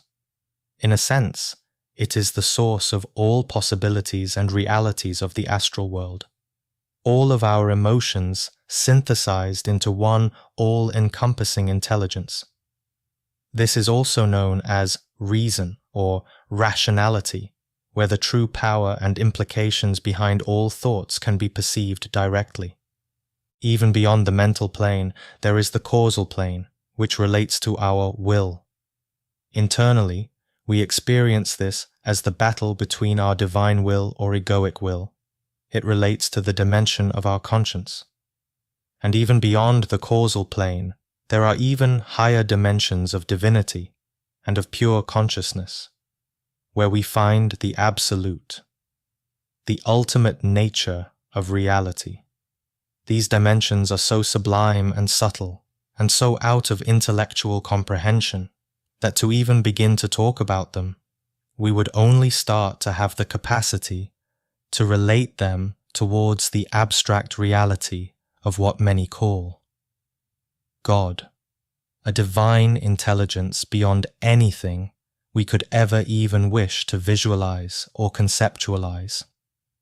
But at least beginning with the magical practice of astral projection, one gets to have a better sense of those realities in direct experience as one advances towards higher states of consciousness. In reality, over time, one's non-physical experiences will gravitate more and more towards these purer dimensions of nature, as opposed to just the astral. Chapter 27. Be fearless. If you're feeling fear about astral projection, you need to address it with self-reflection directly. Be aware of it, accept it, but don't fight it. Feeling fear is a natural part of looking into the unknown, but giving in to fear or being overwhelmed by it will increase your chances of having a negative experience. Fear is like standing at the edge of a cliff, looking down at the dark abyss of a canyon. You don't know what lies at the bottom, but you know you have to jump if you want to find out. Be rational and realize that fear is not rational nor useful. After all, your mind cannot imagine what it hasn't even experienced yet, so don't let it wander or doubt. Center yourself, focus and breathe. Just jump. Don Juan Matus said, "A man goes to knowledge as he goes to war, wide awake, with fear, with respect, and with absolute assurance. Going to knowledge or going to war in any other manner is a mistake. Forget the self and you will fear nothing in whatever level or awareness you find yourself to be." This quote is an important point if you're a very rationally fearful person. Stop indulging in compulsive thoughts about fear-based things you've read, or from the tendency of your mind to be paranoid or superstitious. Astral projection is a science as well as it is an art. When we experience and comprehend it fully, we realize it is completely logical and rational phenomena, not something otherworldly or scary. Forget yourself, your egos, and focus. As with whatever you want to achieve in life, don't let anything disturb you from what you initially set out to do. There is no such thing as a negative experience. Of course, there are negative experiences, but they only exist subjectively. If we're objective, then the experience only is, and that's all. You'll hear of some people having negative experiences in the astral, but more often than not, they are the ones who have interpreted it as such, or attracted it to themselves in some way through fear, anxiety, or misunderstanding. In the physical, we often interpret experiences subjectively as positive or negative. In a similar way, we interpret our experiences in the astral like this too. In the astral, every thought and emotion can be felt almost instantly. Simply put, if you're feeling fear, you will attract fear. Likewise, if you're feeling joy, you will attract joy. Today, much of collective consciousness in the world is stuck in two-dimensional thinking about what is good and bad, without thinking deeply about what both are, which are actually one and the same. As with most things in life, you will find that there are good things to be found in the bad, and there are bad things to be found in the good. Separation and duality are an illusion. To deny that which is evil is also to deny a part of yourself. As Alan Watts said, "It is evil which makes possible the recognition of virtue. To the degree that you condemn and find evil in others, you are to that degree unconscious of the same thing in yourself." The first thing we can do is accept that evil is not separate from us. It is an integral part of our consciousness.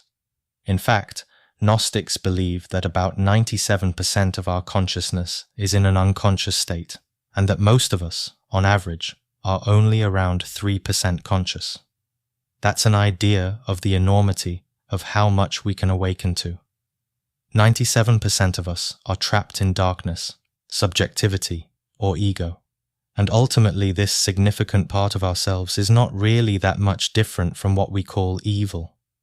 Thus, we often interpret experiences of these states as scary, but really, it's just due to our lack of understanding. The deepest parts of our psyche hold all the secrets to which we do not yet realize. The unconscious is the part of us that our small flames of conscious awareness, our essence, do not shine through yet, the dimensions inside that need the most love, attention, and comprehension. Therefore, we must change our attitude towards our understanding of evil. Without darkness, we wouldn't be able to grow spiritually. Helping others also helps us to understand darkness, as we are ultimately helping ourselves by making better use of our time, instead of becoming too self-involved with our egos. Heaven and hell are better described as higher or lower dimensions of the astral, in other words, higher and lower dimensions of consciousness. There isn't just one heaven or one hell, but a plethora of complex dimensional levels in between. The residents of each level are all dependent on their level of consciousness. Higher dimensions are less dense, less dominated by negative emotions. People here are usually happier, having fun, feeling emotions of unconditional love and joy. Whereas lower dimensions are denser, and depending on how deep you go, you'll see people suffering, often because they can't let go of some sort of negativity, attachment, or they harbor some kind of anger, bitterness, or regret. Exploring lower realms. The lower astral worlds are, in fact, insightful places we can visit, and if we proceed into them mindfully, there is much wisdom to be gained there. As long as you are detached, objective, and approach them with unconditional love for all sentient beings, you will feel safe and keep your wits about you. Remember that nothing dangerous can happen to you, and you can go back to your body whenever you want just by thinking about it. Even crossing a busy road in the physical is more dangerous than astral projection. While in these lower worlds, you may find you can potentially save a suffering soul from their misery by simply conversing with them out of compassion. As you speak to them and offer them counsel, their appearance may become more attractive, and their surroundings could gradually shift into a higher dimension. This is only if they come to profound realizations about themselves while you talk to them, or perhaps they're simply able to let go of negativity by being able to just talk with someone. Lost souls can only save themselves, but occasionally they can go the right way if we show them the direction. Gnostics believe Dante, from Dante's Inferno, did actually visit the astral and explored these lower realms. He did so not out of fear or entertainment, but for the purpose of understanding and illuminating these worlds and how they tie to ourselves. You can read about his 9 circles of hell, which are a glimpse into the mysteries of the lower astral. Imagine you successfully astral travel, but you find yourself in a low-dimensional astral world. You may find yourself in a hellish-looking, sinister, and hostile realm.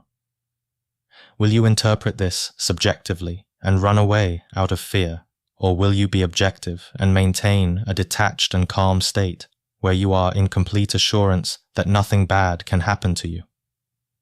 The latter is where you should be deeply ingrained. Sometimes we're sent to these lower regions to help someone or learn something new. If you find yourself in such places, be mindful and don't immediately assume you're having some strange, demonic experience, like what you see in some stereotypical horror movies. In rare cases of individuals who successfully astral travel but describe entities attacking them every time they project, my advice is to stop. You're probably not ready for now. Instead, focus on your physical life and meditate profoundly. Be intelligent and psychologically comprehend your suffering. Purify yourself, find happiness, peace, and positive emotions. Entities can't feed off our energy if our consciousness is in a higher state of superior feelings of love, peace, and bliss. As discussed already, be fearless. In Dante's Inferno, it is stated, "Soon you will be where your own eyes will see the source and cause of your miseries and give you their own answer to the mystery." My interpretation of this quote is that Dante means sooner or later, whether in meditation, astral projection, or our afterlife, we'll see the stark reality of our different sufferings more clearly than we ever have, through which we have the opportunity to comprehend them, and if not, then naturally we will continue to suffer until we learn. Therefore, we need to deal with our problems here and now.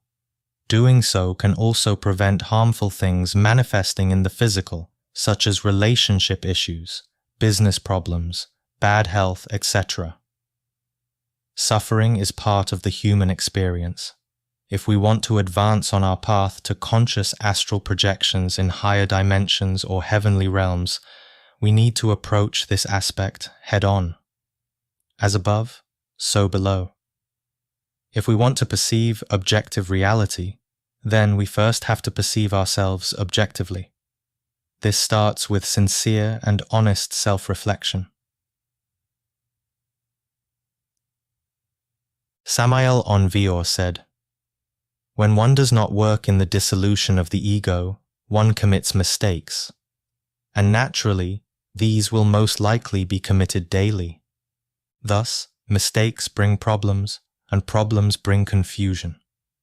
Nevertheless, if one works on oneself, everything will march better, because one will advance by eliminating psychological defects." One experience I had in the lower astral was witnessing people who were so far gone in their suffering that they appeared as sort of zombies. Chapter 28. Ascending to an Oceanic Planet. The 12th of January 2021. During a dream, I am with a group of friends hanging out in a jazz bar. It's a small, low-key room with many friendly, relaxed people enjoying music from an improvisation band.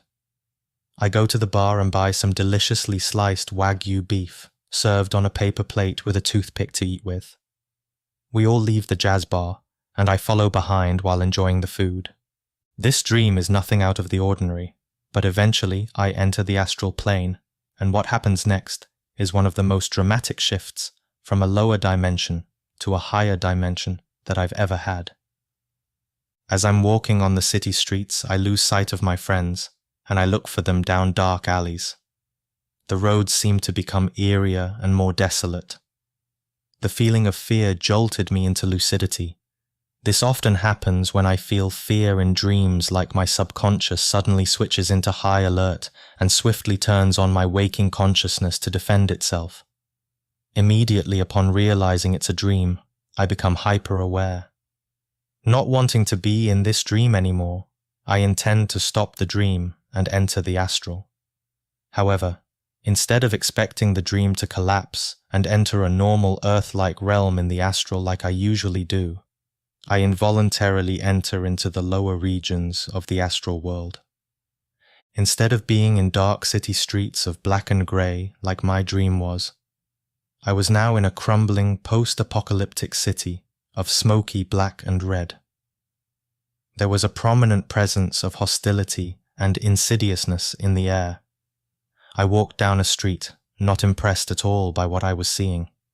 Every block of cement had some sort of damage, and small fires were scattered around inside half-demolished buildings, causing black smoke to fill the air, and the sky was pitch black, with streamy dark grey clouds across its expanse. As I walked around a corner, I saw a big open courtyard, with diseased-looking people everywhere, walking slowly and creepily, clearly with no clue as to where they were going. I thought to myself that I always thought typical Hollywood films of zombies were just an over-exaggerated reflection of the lower worlds. Yet here I was watching something that could easily be on the set of The Walking Dead. To my surprise, I didn't feel much fear. I've met negative lower beings before who have been more terrifying, and these zombies appeared to be so feeble-minded that they didn't seem like much of a threat. I even considered if I could help these people who were unquestionably lost souls. I watched them for a few moments, looking for any sign of intelligence when one seemed to notice me. His face, arms, hands and legs had blood, rashes and scars all over them, and his skin had a tint of grey, as if he was ill to the bone. His clothes were ragged, dirty, and shredded. As I looked into his eyes, I saw barely any glimpse of life. Perhaps deep inside, I saw fear, but there was a strong feeling of anger and malice on the surface. What must this person have gone through to get to such a state? Perhaps years of drug abuse and addiction did this to him. He looked at me for a few moments, and I considered whether I would be able to talk to him. He took a few steps towards me, and then suddenly began running at me with a treacherous growl. As he got within an inch of me, without any thought, I cast a force of light at him, which threw him backwards into the air. I'd never done this before. It was instinctive. I watched him fall and get back up. Realizing that there wasn't much I could do here, I intended to leave this place, and I felt myself traveling downwards underground. I began to hear a demonic voice and realized I was going in the wrong direction. With pure willpower, I forcefully flew upwards and chanted the mantra Aum, and I flew back up through the surface, leaving the crowd of diseased humans beneath me. The fear of going even lower than that dimension and hearing that evil voice frightened me, and in turn must have given me such a powerful surge of energy because the next part blew my mind. As I chanted Aum and flew upwards, ascending through dimensions, I didn't just stop and arrive somewhere normal as I usually do. Instead, I accelerated even faster, and I felt myself enter through what I can only describe as penetrating a celestial atmosphere. If the Earth's atmosphere is the Earth's head, I felt my head and mind expand as if my consciousness was merging into space. I felt myself lose my usual form and became only awareness. I enjoyed this expanding feeling so much that I willed myself to go even faster, and I soon seemed to be traveling through a wormhole. I intended to go far into space and beyond the stars as I possibly could. I began to see stars, planets, meteors, and space clouds go past me. I knew that in a sense I was flying past them at a breakneck speed, but in another sense, it also felt like the objects were going past me, rather than me traveling past them. Wormhole travel must genuinely be to do with bending the laws of space, time, and distance to get somewhere faster, instead of just traveling in the physical sense of A to B. Eventually, I was in front of a beautiful, blue, Earth-like planet. I could sense that it was light years away from our own planet. Next, while I gazed at this incredible alien planet, as if by magic, I eventually found myself inside the room of a tall building filled with bright light. I looked at my hands. I was back in my usual form. The room I was in gave the impression of a hotel. It was immaculate, and all the furniture was pure white. I was standing in front of a tall and wide floor-length window, looking out at the most majestic vastness of crystal-clear ocean I'd ever seen. There was pure golden light on the sky's horizon, and the atmosphere dispersed upwards to the top of the sky into a glowing neon blue gradient. There was an island in the middle of the ocean, with colorful tropical-like vegetation that was not familiar to me. What caught my attention next was looking below the sea. There were giant sea creatures, the size of whales, swimming in groups. They looked like a mixture between a whale, goldfish, and koi at the same time. There were people on the water, or humanoids for a better word, not exactly human, but they had the same structure as humans, except they looked larger, more flexible and less hairy, and they were clearly good swimmers.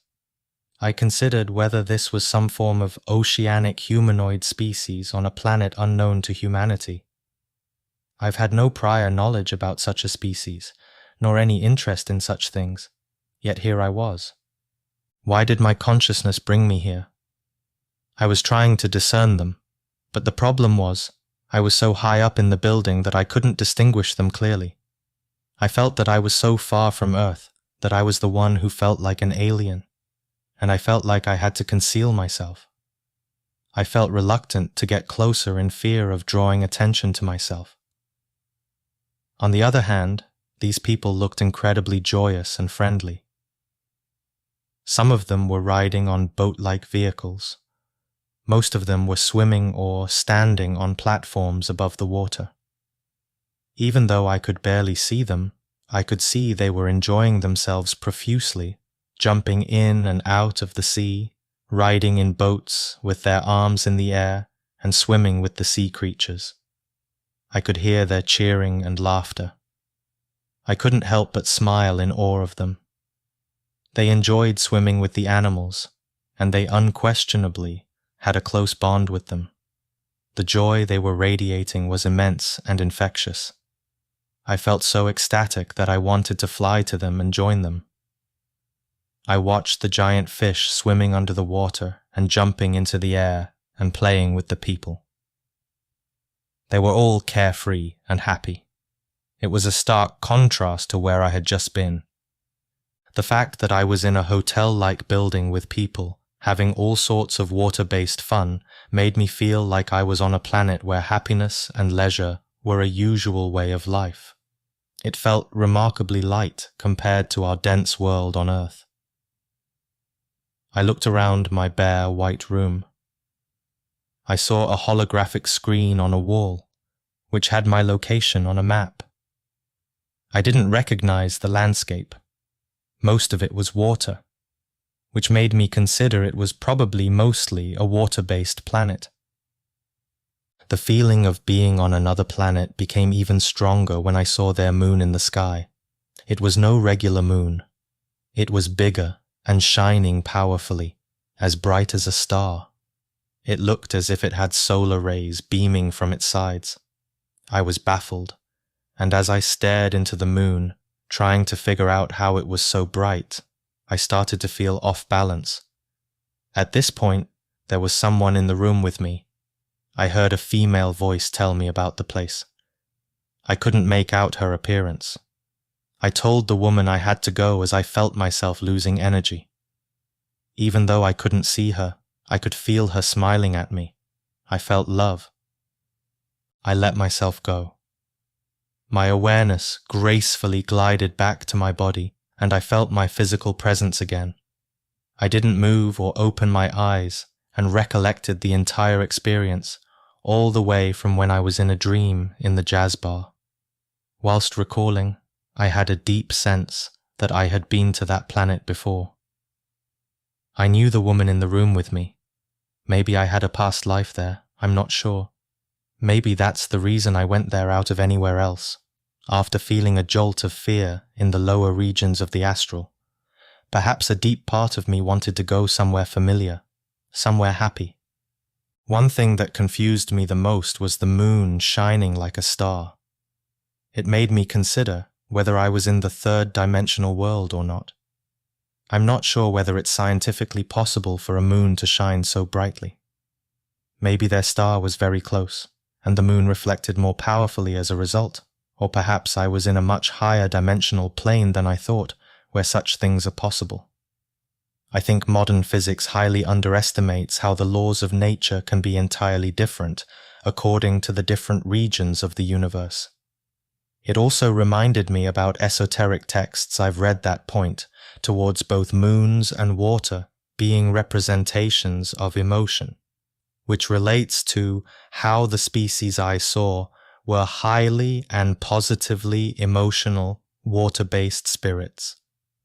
Thus, this is just one example of how we can gain interesting experiences in the lower astral. And, instead of acting out of fear, we can calmly proceed to more profound levels of reality. Chapter 29. There's no ultimate method. The ultimate method is not following a method, but going with the flow of your natural and intelligent instincts. Instead of thinking about steps, the ultimate method is to be in a state of consciousness already that is ideal for astral projection. That is, to naturally intend and be receptive enough to become aware of whatever phenomena presents itself to you during the stages of sleep. Why is there no definitive method? Well, if there was, we would see a lot more astral projectors in the world, wouldn't we? Ultimately, the practice is an art that has to be refined with time. You have to put in the work, and you will reap the benefits. Astral projection is absolutely natural and organic. It is part of our being. The deeper part of you already knows how to do it. You just need to rediscover it for yourself firsthand, and once you do, it will become easier. I'm not going to excessively add to already hundreds of techniques out there. If you wish to follow one, then do it. But the purpose of this book has been to guide you on connecting with your more profound and long-term approach through contemplation and intuition. Let your heart always be the undercurrent of your approach and understanding, and take note that one day you will not need these stepping stone guides to achieve it. They are like having stabilizers on your bike. One day you will know how to ride the bike without them. This should be a relief to know, especially for those who have been placing their absolute trust in promising step-by-step methods, but have only experienced disappointment through having no success with them. Techniques can encourage too much thinking and expectation, and this often gets in the way of getting into the natural flow of things. Stress is the opposite state of consciousness that you want to inhabit in order to astral travel. Relaxation and inspired emotions will always be superior for the astral traveler. Remember, astral projection is synonymous with the awakening of consciousness. The awakening of consciousness is synonymous with the death and transcendence of the ego, the rebirth of the essence. the transcendence of the ego is synonymous with staying intensely in the eternal realm of the present moment. And staying present is synonymous with direct access to the creative realm and the spontaneous energy that is essential for astral projection. This is also all synonymous with self-healing and self-knowledge. Hence is the path. It is necessary to know that humanity lives with its consciousness primarily asleep. People work asleep. People walk through the streets asleep. People live and die asleep. When we see and understand that the entire world lives asleep, including ourselves, we comprehend the necessity of awakening. We need the awakening of consciousness. We need to want the awakening of consciousness. We are asleep and dreaming from moment to moment. Look around the room and see where you are in right now. Are you dreaming? Are you really looking and intensely asking the question? We must unlearn what we have learned from society, parents, friends, and schools. We must free ourselves of our own conditioning. Empty your cup and clean your windows of perception and truly see without mind, without labels, without the human filter of artificial judgment and interpretation. Connect with the root of your purest inner nature. How can you expect to see or experience the spiritual realm of the astral if you are daydreaming in your daily life? Be awake in the day, and you will be awake in the night, as above, so below. My personal message is that if you genuinely want to experience the reality of the astral in its depths, you must commit to working on the awakening of consciousness every day, not just for yourself, but for others. Accordingly, you will experience the joy of working on becoming human. For what other way is there to live? Astral projection is about living and realizing the purpose of life and existence itself. It is a transcendental and joyous way to live. There are laws in the astral, just as there is in the physical. Suppose you are under the influence of a particular ego, such as always being angry. In that case, your psychological state will not allow you into certain peaceful places in the astral, and perhaps not as many guides will respond to you. This is just one example of such a law. This is karma. Every state of being has a consequence. As another example, if you are very lustful and you see an attractive woman or man, you may chase them in the astral out of impulse, and as a consequence, you will lose your lucidity, your consciousness. Why? Because you have lost control, you are instead controlled by your unconscious impulses. This is why mindfulness, self-control, and self-knowledge must be exercised. So the principles given in this book may not promise a direct technique to astral projection. Still, I promise you it is the only one worthwhile, and it applies to every single technique out there. If you work on yourself, you will eventually have astral projection experiences which are naturally longer and more profound. This is the real art and practice of astral projection. The experience is given to you by grace when you put in the real human work, not by following simple step-by-step experiments as a half-hearted curious individual. Astral projection is the direct experience of the soul, and thus it should be upheld and honored in such a way. So, try to make time for at least 10 minutes a day of daily meditation, of letting go, relaxation, and surrender to begin with. Add another 10 minutes if you had a tough day. Analyze and comprehend whatever ego you can identify, whether it be anger, laziness, depression, anxiety, etc. Analyze the stories you are telling yourself. Don't speak to yourself when doing this. You only need silent awareness. The soundless wisdom of the heart will guide you. Learn to listen to this quiet inner intelligence, your true being. You will feel whether the stories you tell yourself are needed or not. If not, then let go of them. let go of any various self-limiting beliefs that imply you can only astral travel through methods.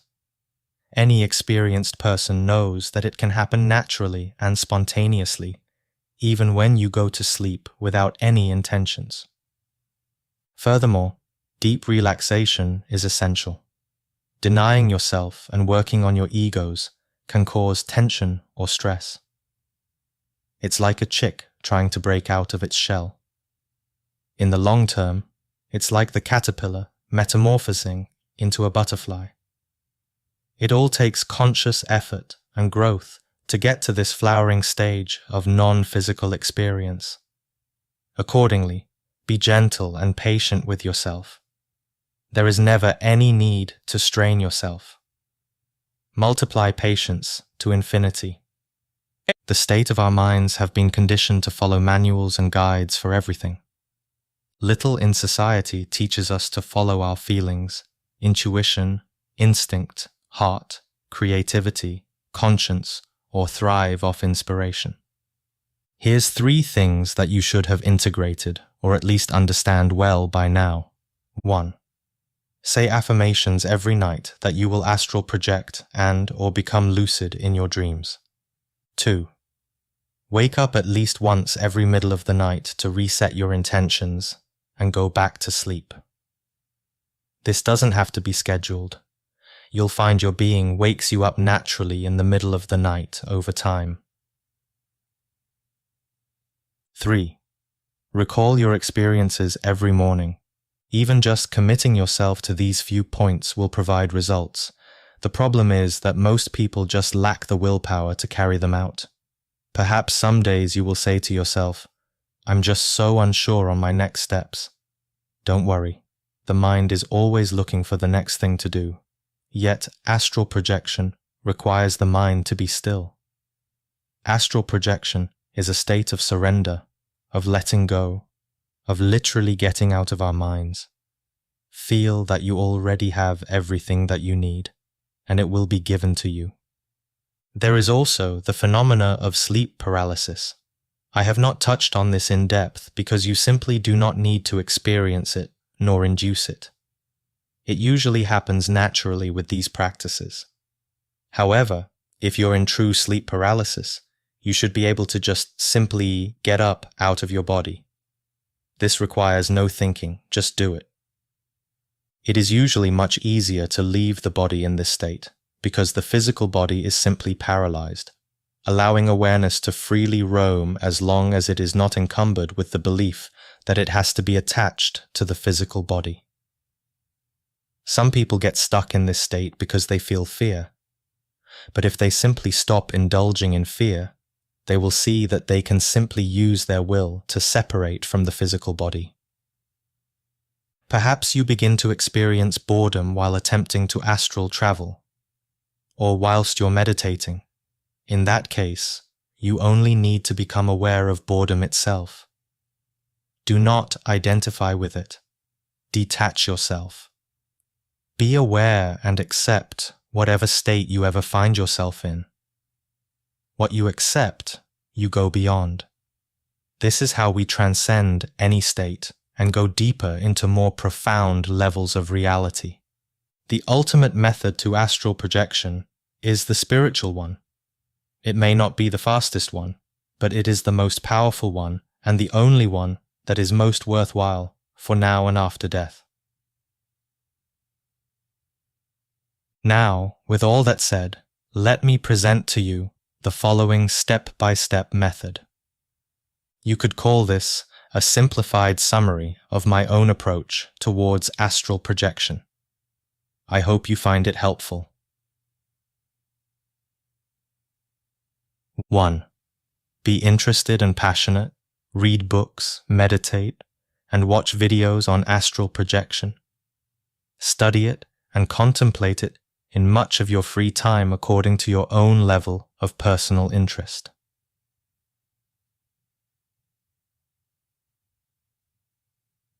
2. Always question your reality as often as you can. Ask yourself throughout the day, am I in the astral? Do reality checks to confirm. My favorite reality check is, hold your nostrils shut and try to breathe through them. If you can't, then you're in the physical. If you can, then you're in a dream. If you're in a dream, try flying or falling to induce vibrations to enter the astral plane, as discussed in exercise 5 in chapter 18. 3. Before sleeping, intend to wake up in the middle of the night, or set an alarm for you to get up and go back to sleep anywhere between 4 and 6 hours of sleep. This will act as a second attempt and give a jolt to your consciousness to boost your REM cycle. When you wake up in the middle of your sleep, simply walk around for a bit or meditate. Stay feeling drowsy so that you can easily fall back to sleep. 4. As you drift to sleep, both when you first go to sleep and after you wake up in the middle of the night, say affirmations such as, I will astral travel. I will be conscious while my physical body sleeps. I will travel to where I intend to go.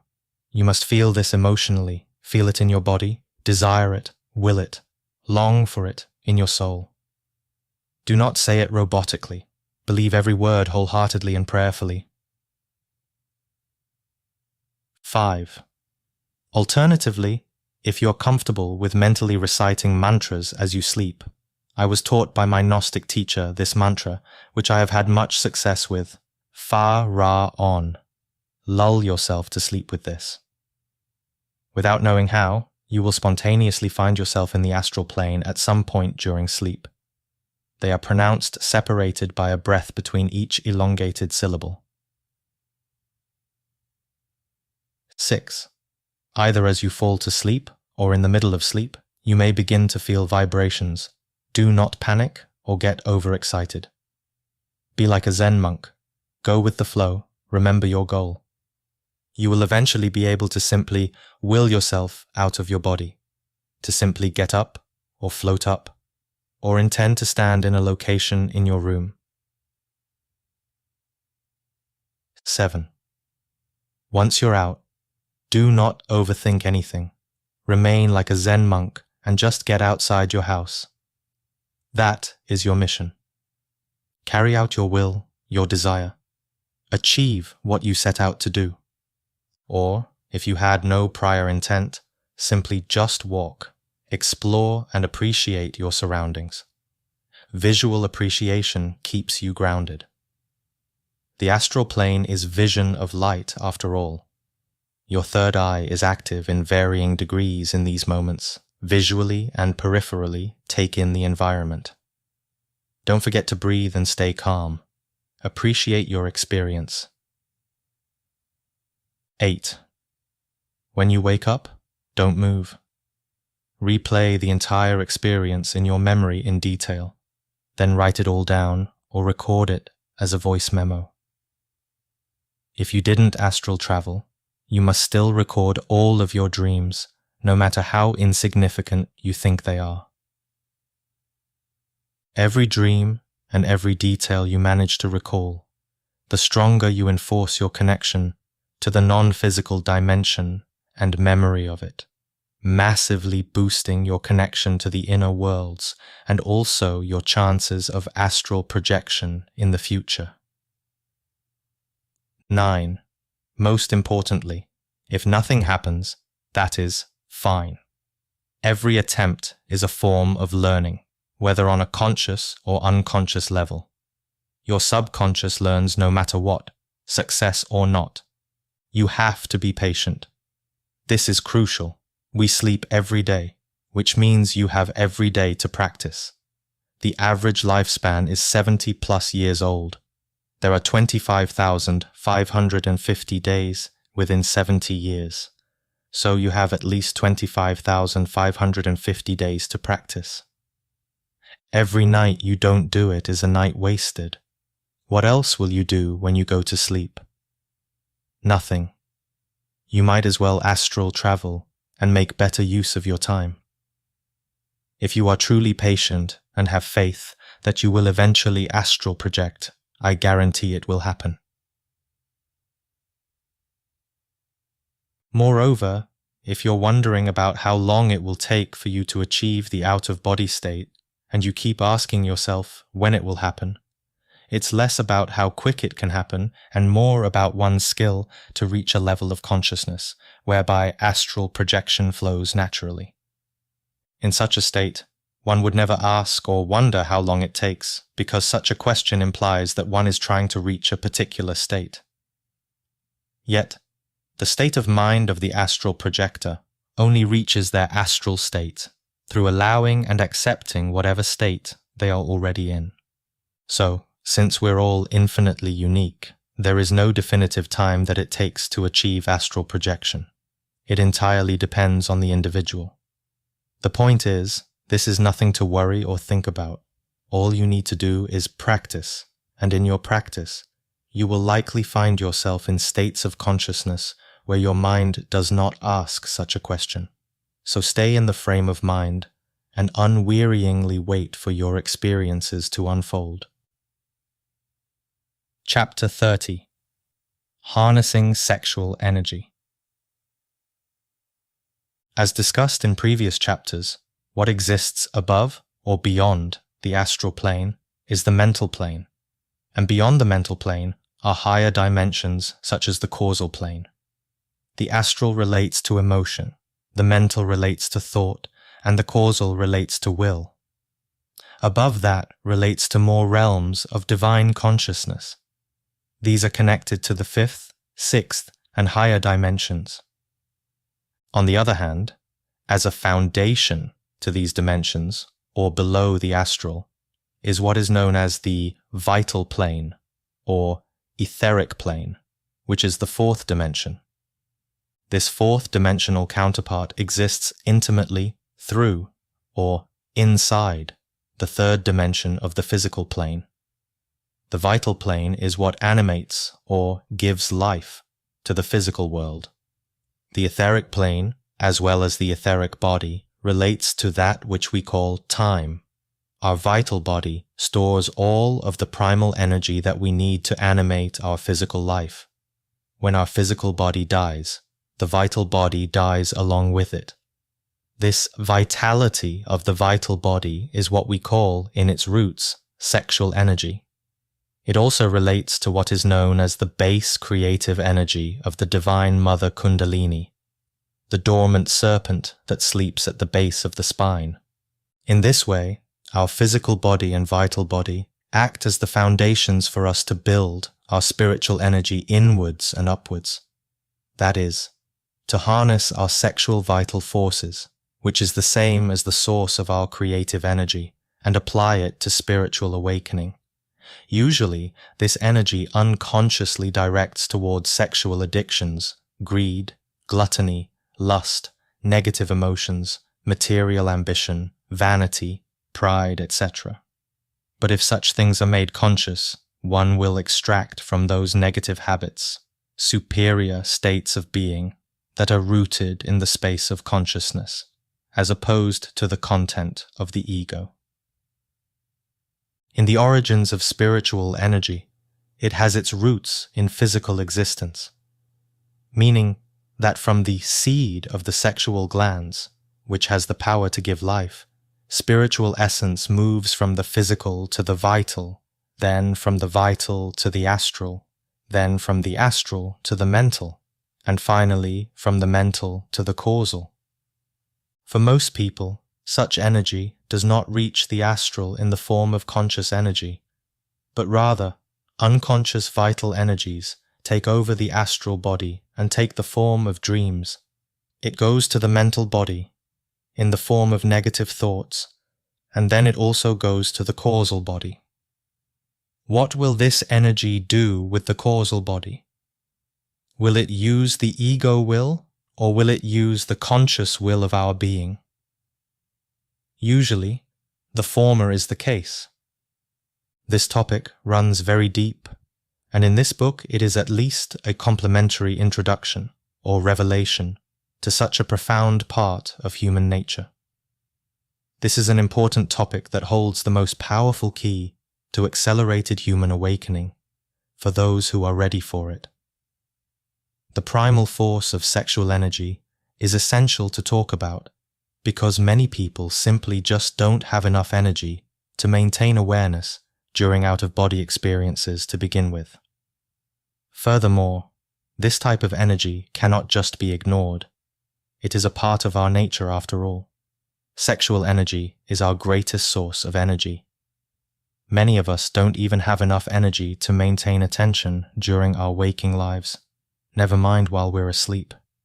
This is where harnessing sexual energy can be beneficial. Just as the human being, along with its microcosmic world, is born through sex, so too is the macrocosmic universe. We are not saying sex is bad or negative. It is a natural and sacred part of our nature, best enjoyed through love. However, when too much of this energy is focused merely on physical sex, lust, desires, passions, etc., it can drain us of energy through the unconsciousness of primal impulse. On the other hand, when we are mindful and don't excessively use it in that way, we can instead use that energy to direct and transform it into other creative purposes. In astral projection, it can strengthen our intent and conscious willpower, improving our memory and focus in non-physical states, and ultimately get us more in touch with our true being by addressing those difficult-to-face unconscious primal impulses. But this is not done through suppression, like some mistaken religious fanatics have preached in the past. It is an intelligent sublimation of the creative forces. We have our intellect, instincts, and emotions.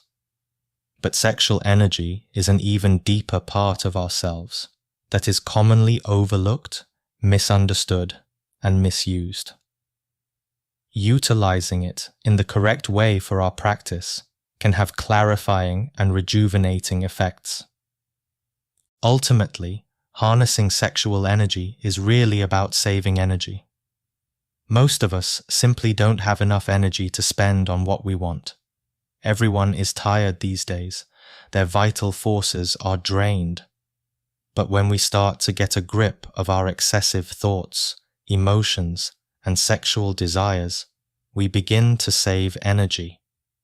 This newfound energy source can then be better utilized for the things we want to manifest in life, in this case, with spiritual realization and astral projection.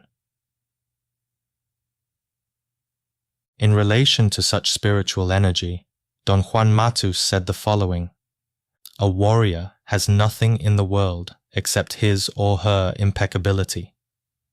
Impeccability is defined as being perfect or having no flaws, incapable of wrongdoing.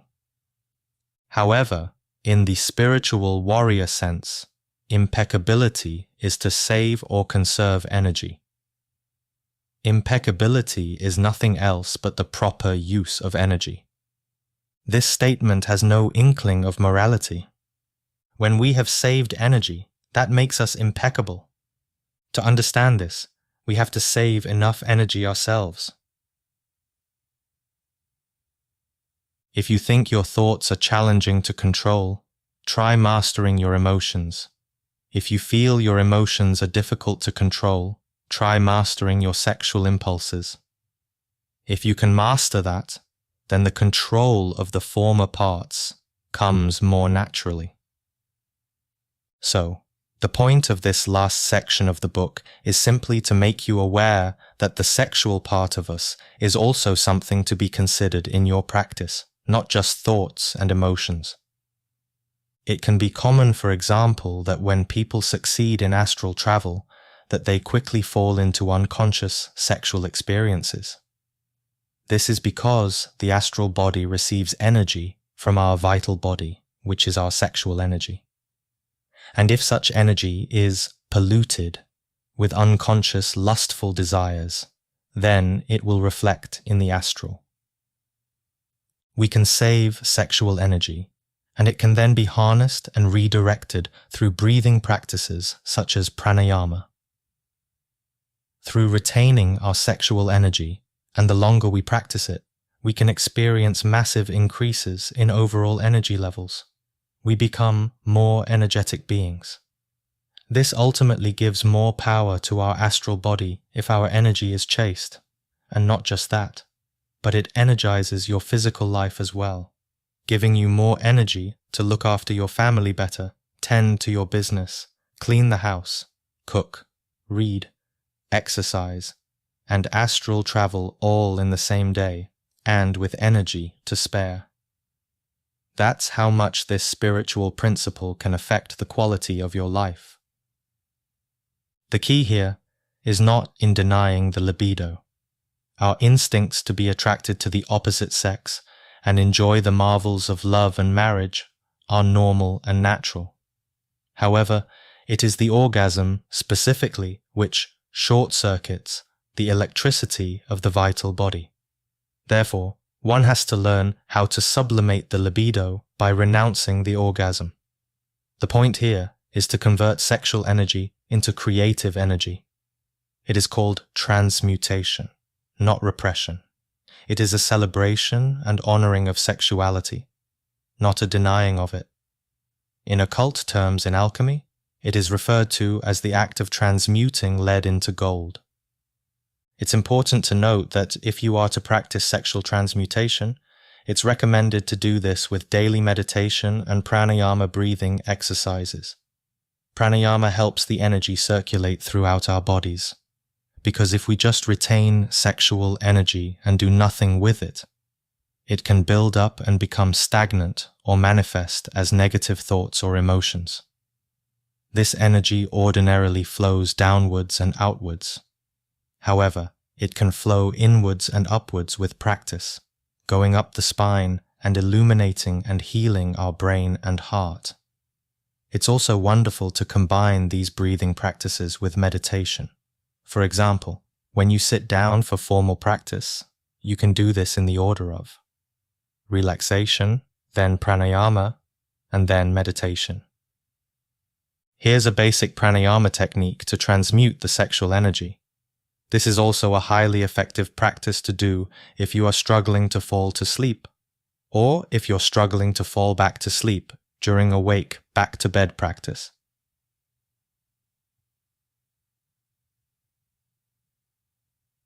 One, sit down with the spine straight and relax your entire body.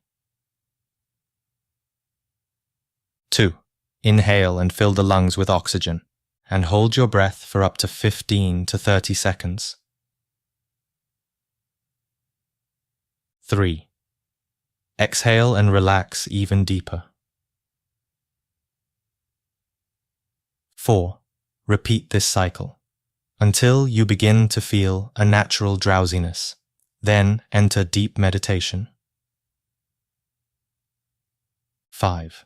Generally, the longer you live your life transmuting the energy successfully, the more energy you will have, and therefore longer sessions of pranayama exercise will be needed. Eventually, you will find your balance with it, and you will also notice that it will be easy to achieve ecstatic samadhi states of meditation. As already stated, there is no suppression here, or to say that sexual energy is negative. We are all free to choose what we want to do with this energy. If you already have a sexual partner, you may be ready to practice what is called sexual alchemy, or white tantra. This involves engaging in sexual union without the orgasm. This is the most authentic way of awakening and working with the Kundalini, the original source of our esoteric abilities. Just be aware that your dreams and astral experiences will intensify greatly and may also show you hidden aspects of the psyche that you may or may not be ready to face. This is the most advanced path of awakening consciousness, and due to the weight of such a practice which I am revealing here, I cannot explain it all in this small book. Instead, I have created a free video series on sexual energy on YouTube. The YouTube channel is called Astral Doorway. The playlist is called Sexual Transmutation, Love and Alchemy. I recommend watching at least the first 4 videos. Above all, no matter what spiritual practice you are doing, Enjoy yourself with enthusiasm. There's no reason to ever lose faith and strength towards the truth that you seek. Follow your intuition. Progress is hidden in failure. The fact that you have read this book shows you have most likely already begun to awaken your consciousness. As Don Juan Matus said, "If one is to succeed in anything, the success must come gently, with a great deal of effort, but with no stress or obsession." Once you start to awaken, understanding and wisdom naturally flow your way, along with spontaneous experiences of astral travel. This is a profound path to be on. Don't be too hard on yourself.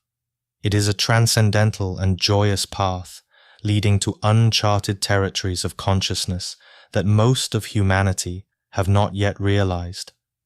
And it is up to people like us to push these new paradigms together, ultimately helping each other to raise the vibration of our fellow brothers and sisters of this humanity. May the subtle presence of consciousness guide your way in strength, harmony, and love. Thank you for listening, dear friend. This is the end of the audiobook. I hope you enjoyed it and found helpful wisdom and tools to take with you on your journey. Since writing the book, I've created a YouTube channel where I continue to teach about astral projection and other important spiritual topics for free. The channel is called Astral Doorway. You can leave comments on any of the videos, and I will try to reply if I have time. You can find it at www.youtube.com/astraldoorway. Wishing you ever-growing wisdom and understanding.